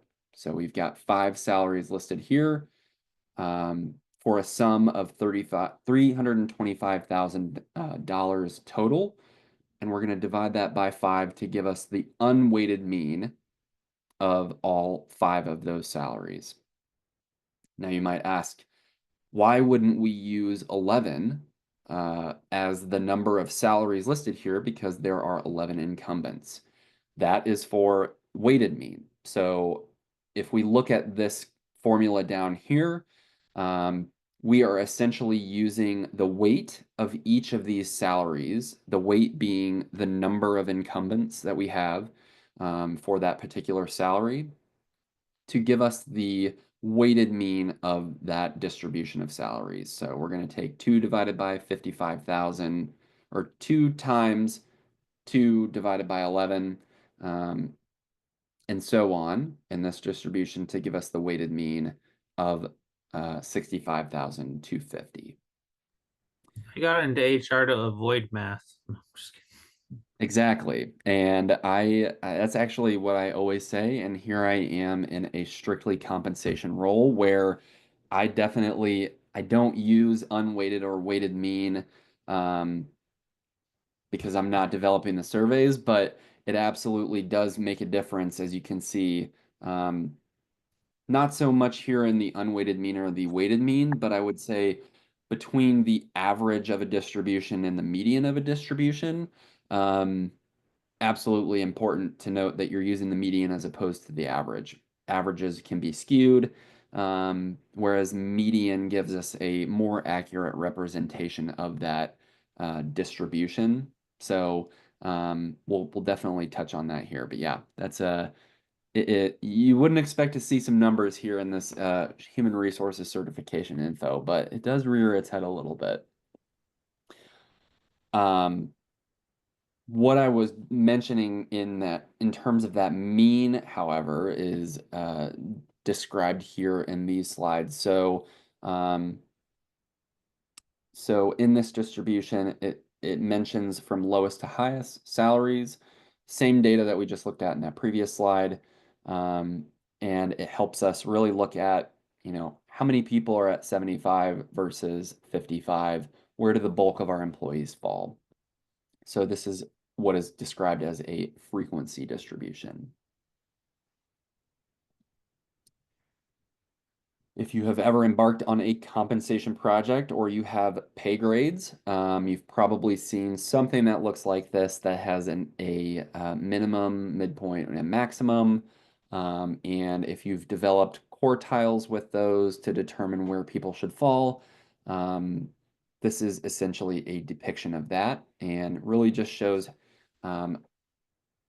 how groups of data relate to each other, or if you're looking at this from a pay grade perspective, where our employees are falling in the pay grade, according to the quartiles and the likely definitions that we've built out for the quartiles. So the employee has been here for 5 years. We would expect to see them in the second quartile, et cetera, et cetera. So just a different way to see a dispersion of data within the pay grade terminology.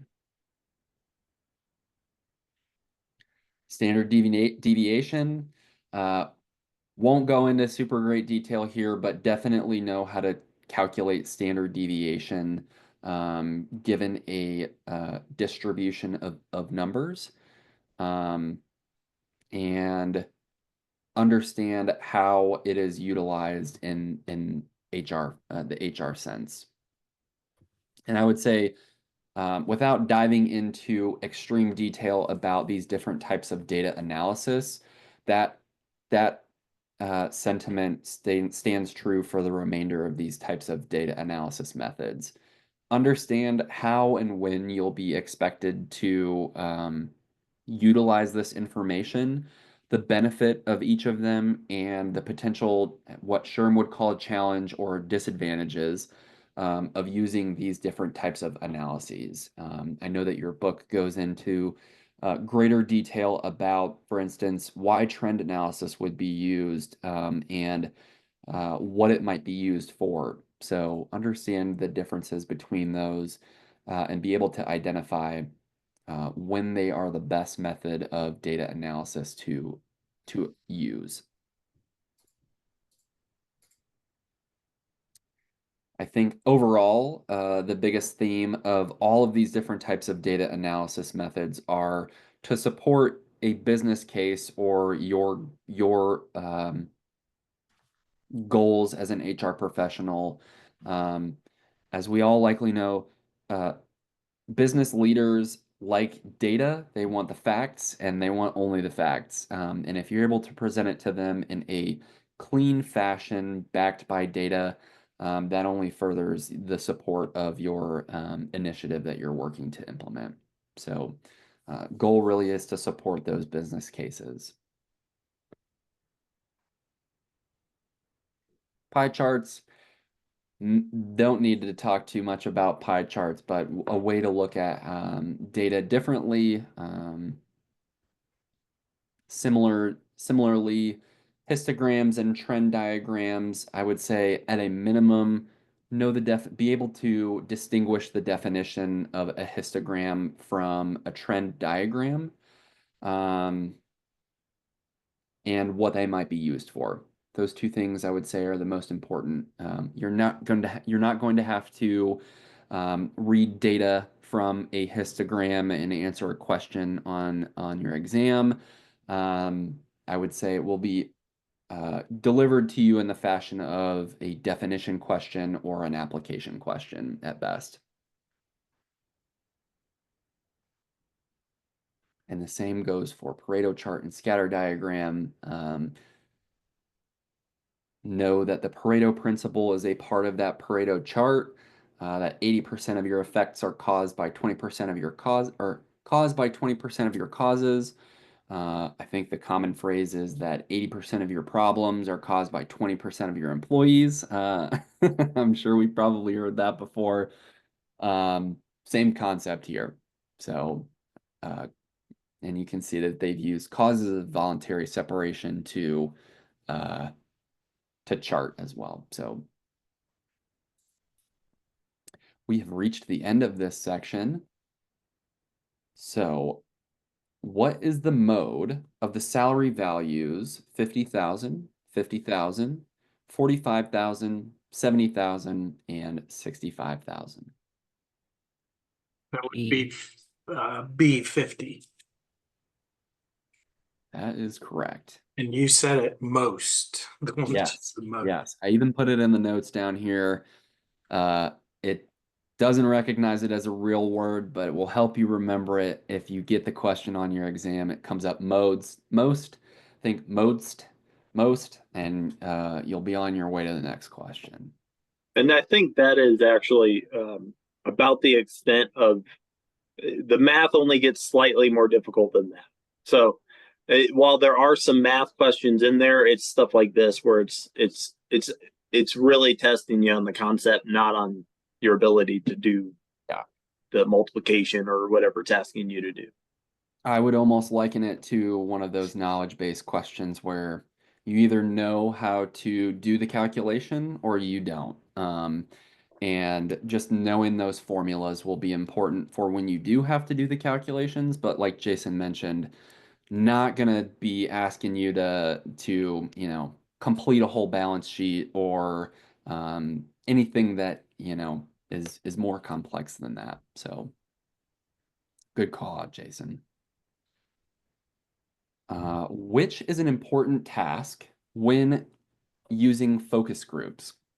Kind of an interesting way to ask this question, but Avoiding groupthink. you are spot on. It's kind of a weird way to look at. I wouldn't say that avoiding groupthink is a task. I would say it's more of a theme when approaching focus groups, but B is the correct answer in that case. And again, as I mentioned, knowing the disadvantages or the challenges to focus groups would lead you directly to the answer for that question. So last question here. Which bias arises when the group involved in the study is not representative of the general population being studied?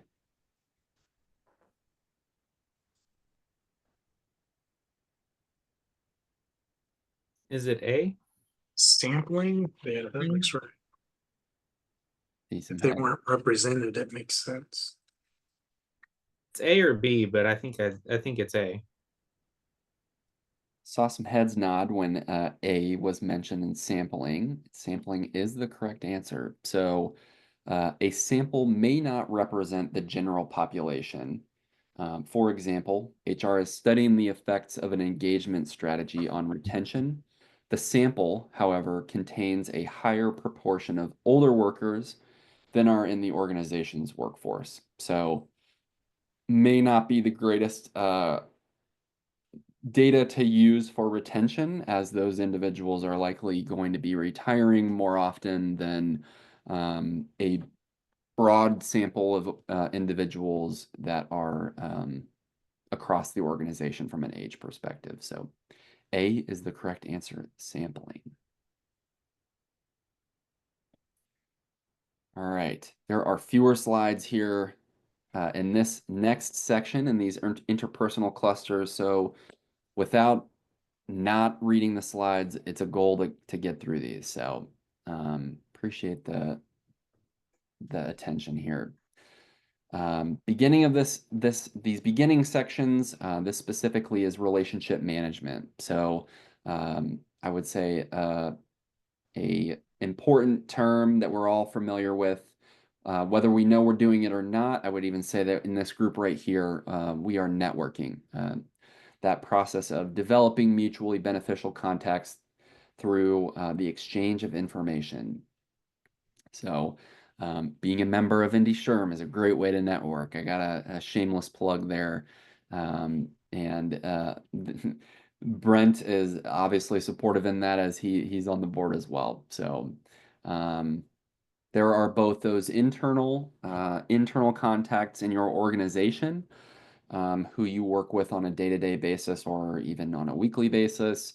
And then there are also those external contacts as well, which could be all of us right here. I would say that we are external contacts in the context of an organization, and that we're members of a professional association or a study group. Creating professional networks, some key terminology there on how to create a professional network. If you're interested, I would say that I can't recall there being questions that were specific to how to create a professional network. But I think that the overarching theme of, again, just networking and being a resource outside of just your organization to others is really SHRM's goal here as well. So I would be remiss if I didn't say that they've put it in a box, so at least at a minimum understand what SHRM defines as how to create a professional network. Similar to creating your professional network is the stakeholder concept. So you have your organization there in the middle, and all of the external factors that could potentially impact your organization in some way, shape, or form are those external or potentially internal factors that ultimately impact your organization. So you can see things all around the list there from a stakeholder perspective that impact, whether it be positive or negative, the organization's operations and day-to-day overall organization. So we're going to dive a little deeper into those stakeholders, how they impact the organization here in a few slides. Goes without being said, the benefits of building relationships, effective relationships. They've even given us a beautiful blue box here that I would say you can make a note card on how to, or the benefits of building effective relationships. And then again, some paths to effective work relationships as well. That are probably go without being said, but you know, no offense to anybody who is an engineer, either by trade or by work. I would say some engineers might be able to benefit from seeing this list of how to effectively develop relationships in the workplace, because they're great at their job, but I would say that developing work relationships is something that they could brush up on. My son-in-law is an engineer, and I concur. That's correct. There's nothing against them as a person. I just think that everyone thinks differently, right? And this is not something that it directly impacts how to build a bridge effectively. But if we're working with engineers, maybe just having an understanding of these aspects of building relationships with them comes into play for sure. Building trust is always important. I think that it's likely sometimes more important than the subject matter of what we're working on. So some different aspects of building trust listed here on the slide that are definitely defined in your book, and how each of these different elements can be used to build trust. So definitely understand how, for instance, common values or capability or competence can be used to build trust in any aspect of our work as HR professionals within the organization. Communication is always a big one as well.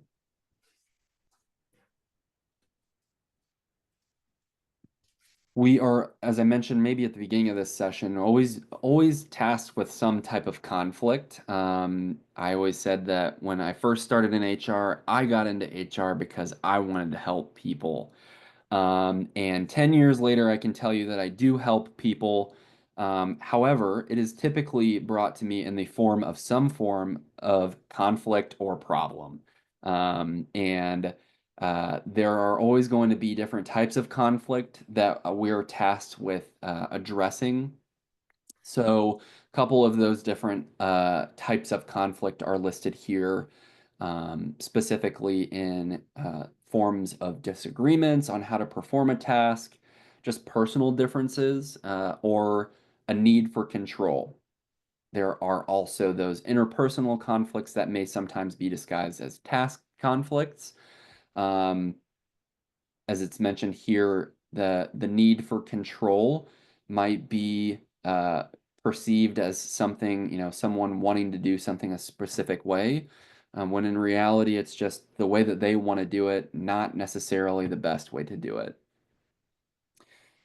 And of course, it can occur anywhere. It can occur inside a team, between a team, or even outside of a group. So really anywhere, I would say, is where a conflict can occur.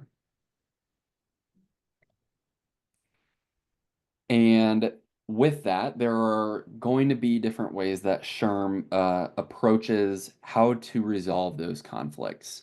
And again, without diving into each of these modes of conflict, some of which I can tell you that I am more akin to than others. Probably avoiding would be the most common aspect of my conflict resolution tactic early on in my career, but as I've become more confident, I would say that there are more in that collaborating or confronting. It's an interesting juxtaposition in that same, I would say, collaborating seems a little different to confronting to me, but there are different modes to approaching conflict. And I would say understanding the descriptions of these, and again, just understanding when to use which method. In your book, it talks about in greater detail, such as I would say, I think compromise is ironically listed as a lose-lose mode of conflict resolution. Nobody wins in compromise, which is kind of an ironic way to look at it. So use those as well as ways to determine how to best answer the question that they're asking you. They may even give you that terminology, lose-lose, mode of conflict resolution to answer the question. So try to understand as many different aspects about these as you possibly can, even down to, they've included or smooth for accommodate or force for assert.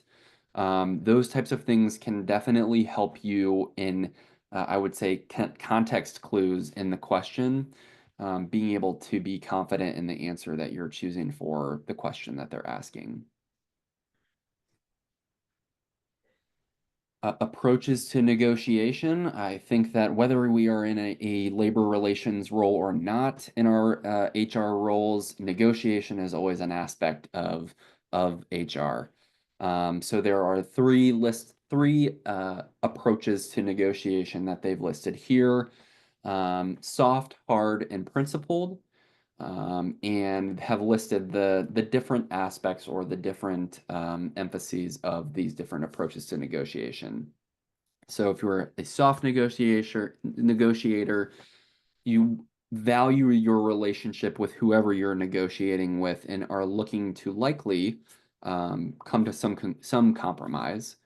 A hard negotiator is that you value winning more than the relationship itself. And then principled or interest-based or integrative bargaining is focusing on common interests and achieving mutual gain, kind of a combination of both soft and hard approaches to negotiation. So similar to many things that we've talked about tonight, know when and how to identify each of these different approaches to negotiation, and the benefits of the three versus the challenges as well. And how to negotiate. In that preparation stage, you can see that they've listed a BATNA analysis. There are different ways that you can approach negotiating and how to prepare for negotiating. So understanding this process from preparation to conceding and agreeing, and how to essentially work through this and the different aspects of it is important as well. How to when you're in that persuasion stage, finding mutual benefits, I would say is the definition of the persuade stage of the negotiation process. So can be applied to many different aspects of the content that we'll see in the next 3 books of the material. So definitely be familiar with that negotiation process. All right, we are on to the questions here. Which group of HR stakeholders focus on shared interests? So think of that stakeholder concept and which group of stakeholders focus on shared interests.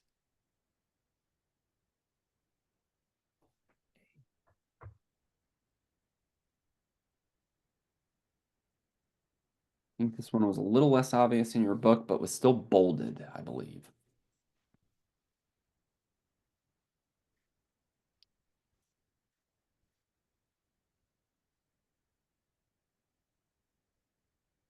Got A and C so far. I could go see. Here's someone else. C. I think it's C. So the answer is actually A. In your book, I do, it was bolded, but it also included, in addition to communities and political groups, religious institutions and government focus on shared interests as well. So that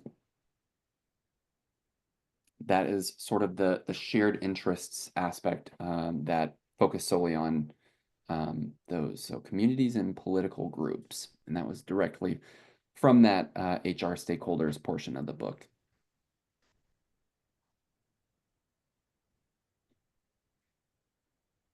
Which conflict resolution tactic is useful in high stakes situations where relationships between parties must be preserved and the conflict is not time bound?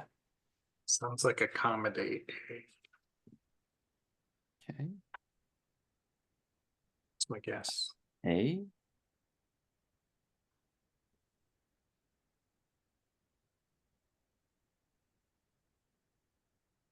Let's see here. Relationships between parties must be preserved and the conflict is not time bound. Christine says C. A couple more C's flowing through, and C is actually the correct answer here. So collaborating is that conflict resolution tactic where the leader and those in conflict accept the fact that they disagree and look for a third way, a new solution to the problem, or a new solution to the problem of the conflict. Since both sides contribute to the solution, this way may be seen as a win-win. So you can define that collaborate as a win-win. I did not realize that. At conflict resolution. So it's useful when the stakes are high, relationships are important, and time allows. It does require time and strong interpersonal skills. So I apologize for using collaborate as a lose-lose. I believe I actually was correct. I meant compromise. Compromise is a lose-lose in your book. We're still right on that one. Collaborate is that win-win where each side gets a win in that piece of conflict resolution.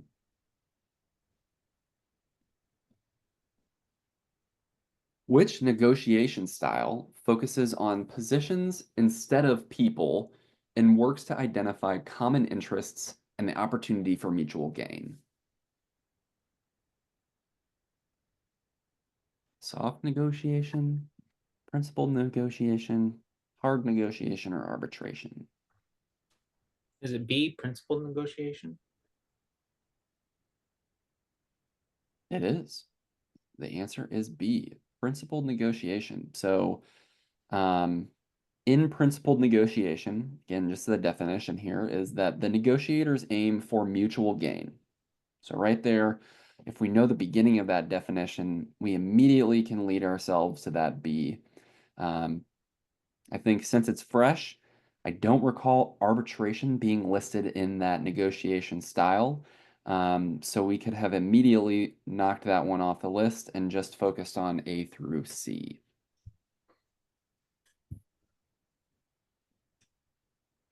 And I'll be honest with you, if anyone knows the answer to this, we'll read it quickly. Was not able to find the answer to this question in the book. It's not in the glossary or the appendix either. No. So I'm Wildcat taking a strikes. wild stab to say wildcat. You're correct. And I say that because if you were driving yourself crazy trying to find the answer in the book, it's not in there. And I actually have made a note to reach out to Sherm to let them know that they're asking questions in their slides that don't exist in the material.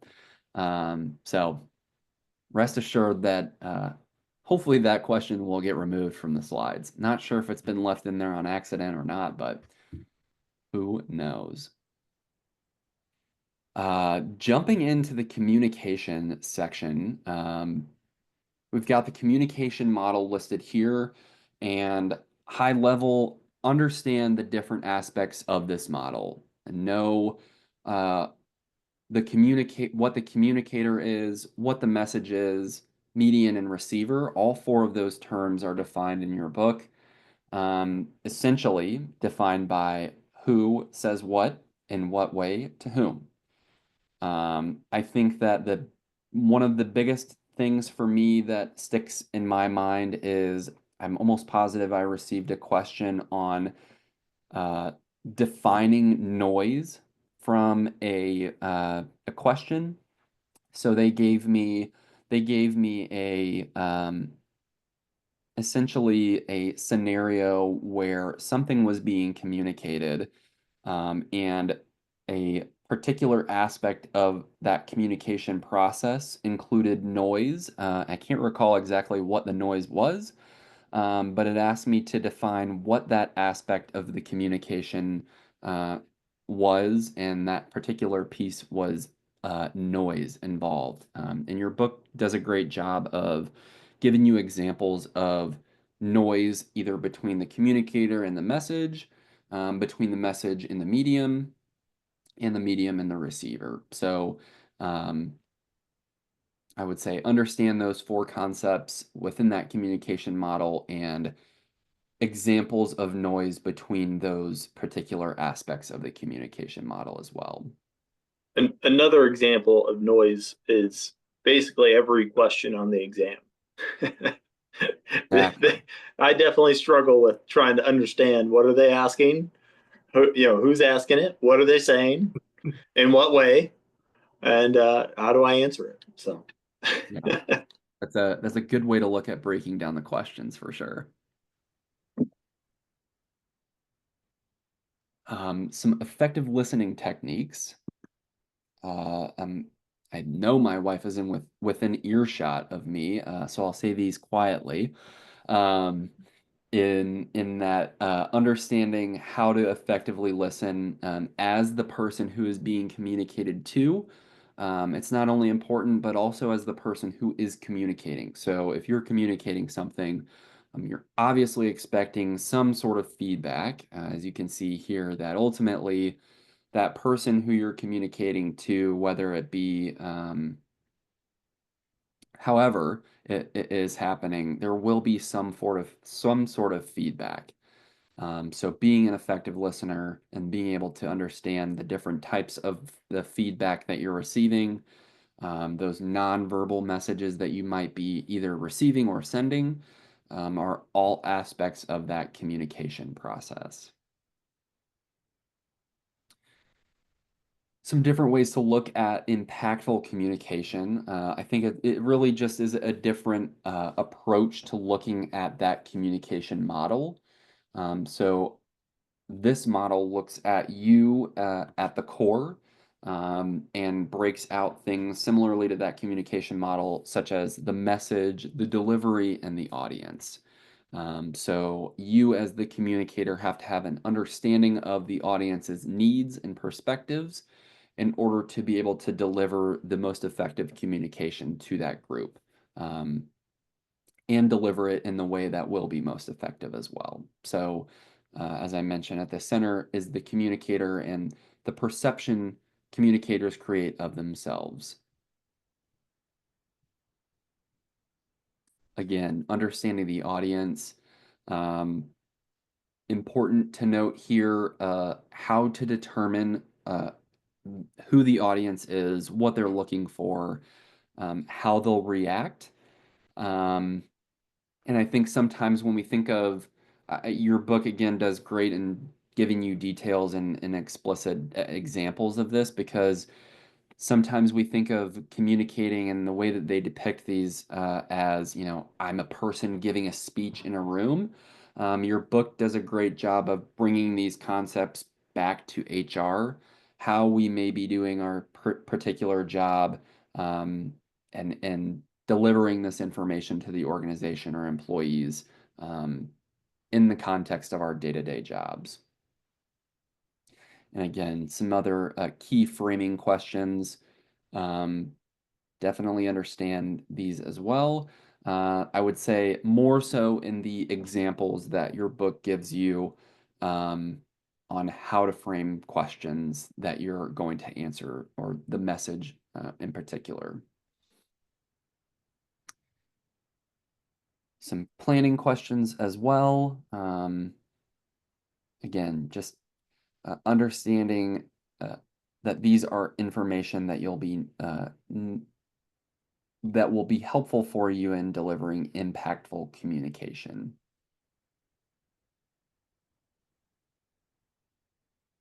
Some additional aspects of creating impactful communication, both in creating credibility and creating presence as well. So some communication 101 here in these slides, but nevertheless important to understand how to deliver impactful communication. And then that feedback, how to receive the feedback, evaluating the communication as well is important. Are we getting across the message that we're looking to convey? Did we engage with the audience in an impactful way? And how can I look for better feedback in the future?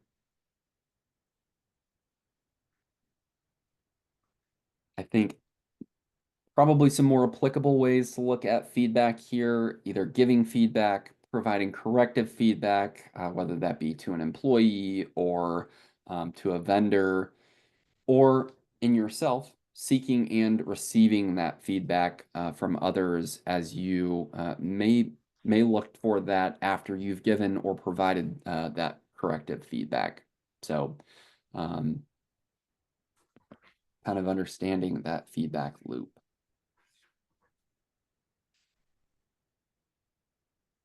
I'll just leave this here. This will be important. There will be questions that you'll receive in your quizzes, in your material on this. And I do recall receiving a question on my exam about how to lead more effective staff meetings. And the meeting on meetings one was one that I saw pop up pretty regularly in the quiz questions. Having a meeting on meetings, understanding how to have more effective meetings is an important way to develop more effective meetings in general. Translating technical jargon is an aspect of communication that I think sometimes is lost on us as HR professionals or even in general professionals. We come up with acronyms or particular internal jargon that is commonplace to us, but might not be commonplace to external individuals that we interface with. Or even, I think your book used the example of new employees coming into the organization, being aware of that technical jargon if it does exist and trying to minimize it so that if they are new, that they don't feel misunderstood or left out of that information. Anonymous communications, while sometimes ominous, necessary if we're looking for getting sometimes some of the most honest feedback. But I always think that honest feedback is good feedback, but it's not always nice feedback. So I would say anonymous is one form that you can take to receiving feedback. It's not always negative and maybe worth examining why there is a need for it. All right, with the last 3 minutes here, we'll go through these questions and then we'll sign off for the evening. Which of the following is a challenge posed by video conferencing as a means of communication?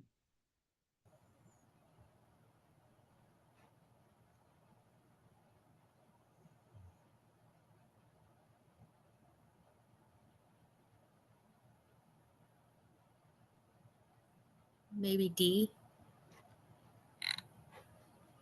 Oh, you are spot on. I think over the last 5 years, we've gotten better at picking up on nonverbal cues, but there is no replacement for that face-to-face meeting to being able to catch on to those nonverbal cues. So your book talks about that being a potential challenge to video conferencing, or what we now know as Teams or Zoom, essentially, or WebEx if you're in that realm of video conferencing, unfortunately.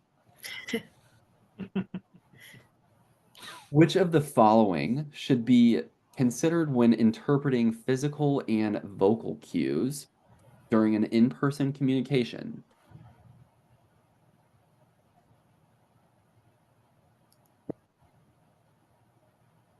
A. Yep, I see some heads nodding, and A is the correct answer as well. In short, understand that people might be different from you, and they may communicate in a different fashion than you either expect them to or that you do yourself. So, if such cues indicate that there may be a miscommunication present, it's important to recognize when appropriate accommodations may be made or needed. It also may be a cultural situation as well, where different cultures communicate in different ways. So identifying that that may be a disconnect or a connect in communicating from a physical or vocal cues perspective. Last question of the evening here. Which of the following is a consideration that is more important when communicating with new employees or parties from an external group that it might be when communicating with others on an internal team? I think I may have given this answer away a few moments ago, but C. yes, C is the correct answer. So, whether it be acronyms or inside information or whatever we have determined to call something, it's always good to determine what technical jargon exists so that you can at least bring those new employees or external partners up to speed on what it means, or simply do away with it in whole, as it doesn't it impacts that larger group. So C, translating that technical jargon, is the correct answer. All right. There are just a few slides left here in terms of global mindset. So definitely dive into those. Let me know what questions you have about global mindset. This section, know that there is not a large portion of questions asked about this on your exam, but certainly work through the quizzes and the material to understand the concepts that they're working through in here. And let me know what questions you have about this material at the beginning of next session. I will be signing off for facilitating for a couple sessions. Dora, who you met last week, will be facilitating our next session. So I would say expect someone different next week, but same structure as usual, and we'll look to dive into something that's likely more familiar in that HR strategy space next week. And as always, if there are any questions that come up between now and then, please let me know. But do your best to read that material, answer as many quiz questions as you can on that learning system.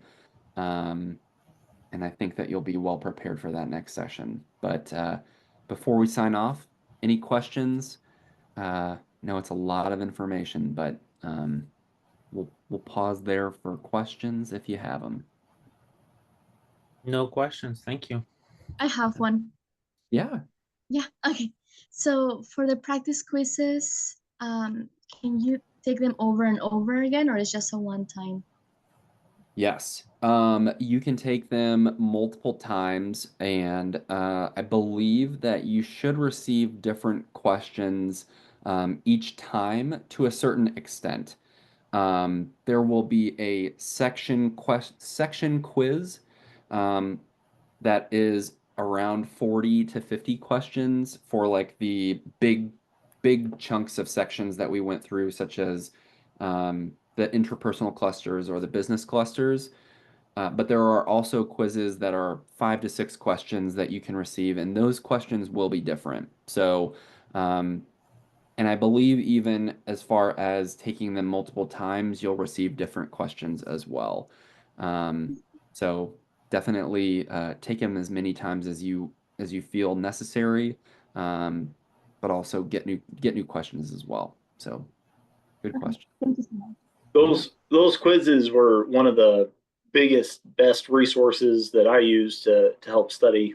And I would actually it actually tracks your score, and it doesn't even give you a check mark on the quiz unless you score, I believe it's like a 70 or 80% or higher. So I would try to retake the quiz until I hit their mastery level of that percentage, and that was, like I said, that was one of the biggest resources, one of the best resources that helped give me a leg up come the exam. Thank you. Absolutely. anything else before we sign off for the evening? Right. Night, Lori. Awesome. Well, thanks again for your dedication this evening, and we'll look forward to meeting with you all next week. I hope that you have a good rest of your week, and we'll see you next Wednesday. Thank you. Thank you, everybody. Thank you so much. Thanks, Patrick.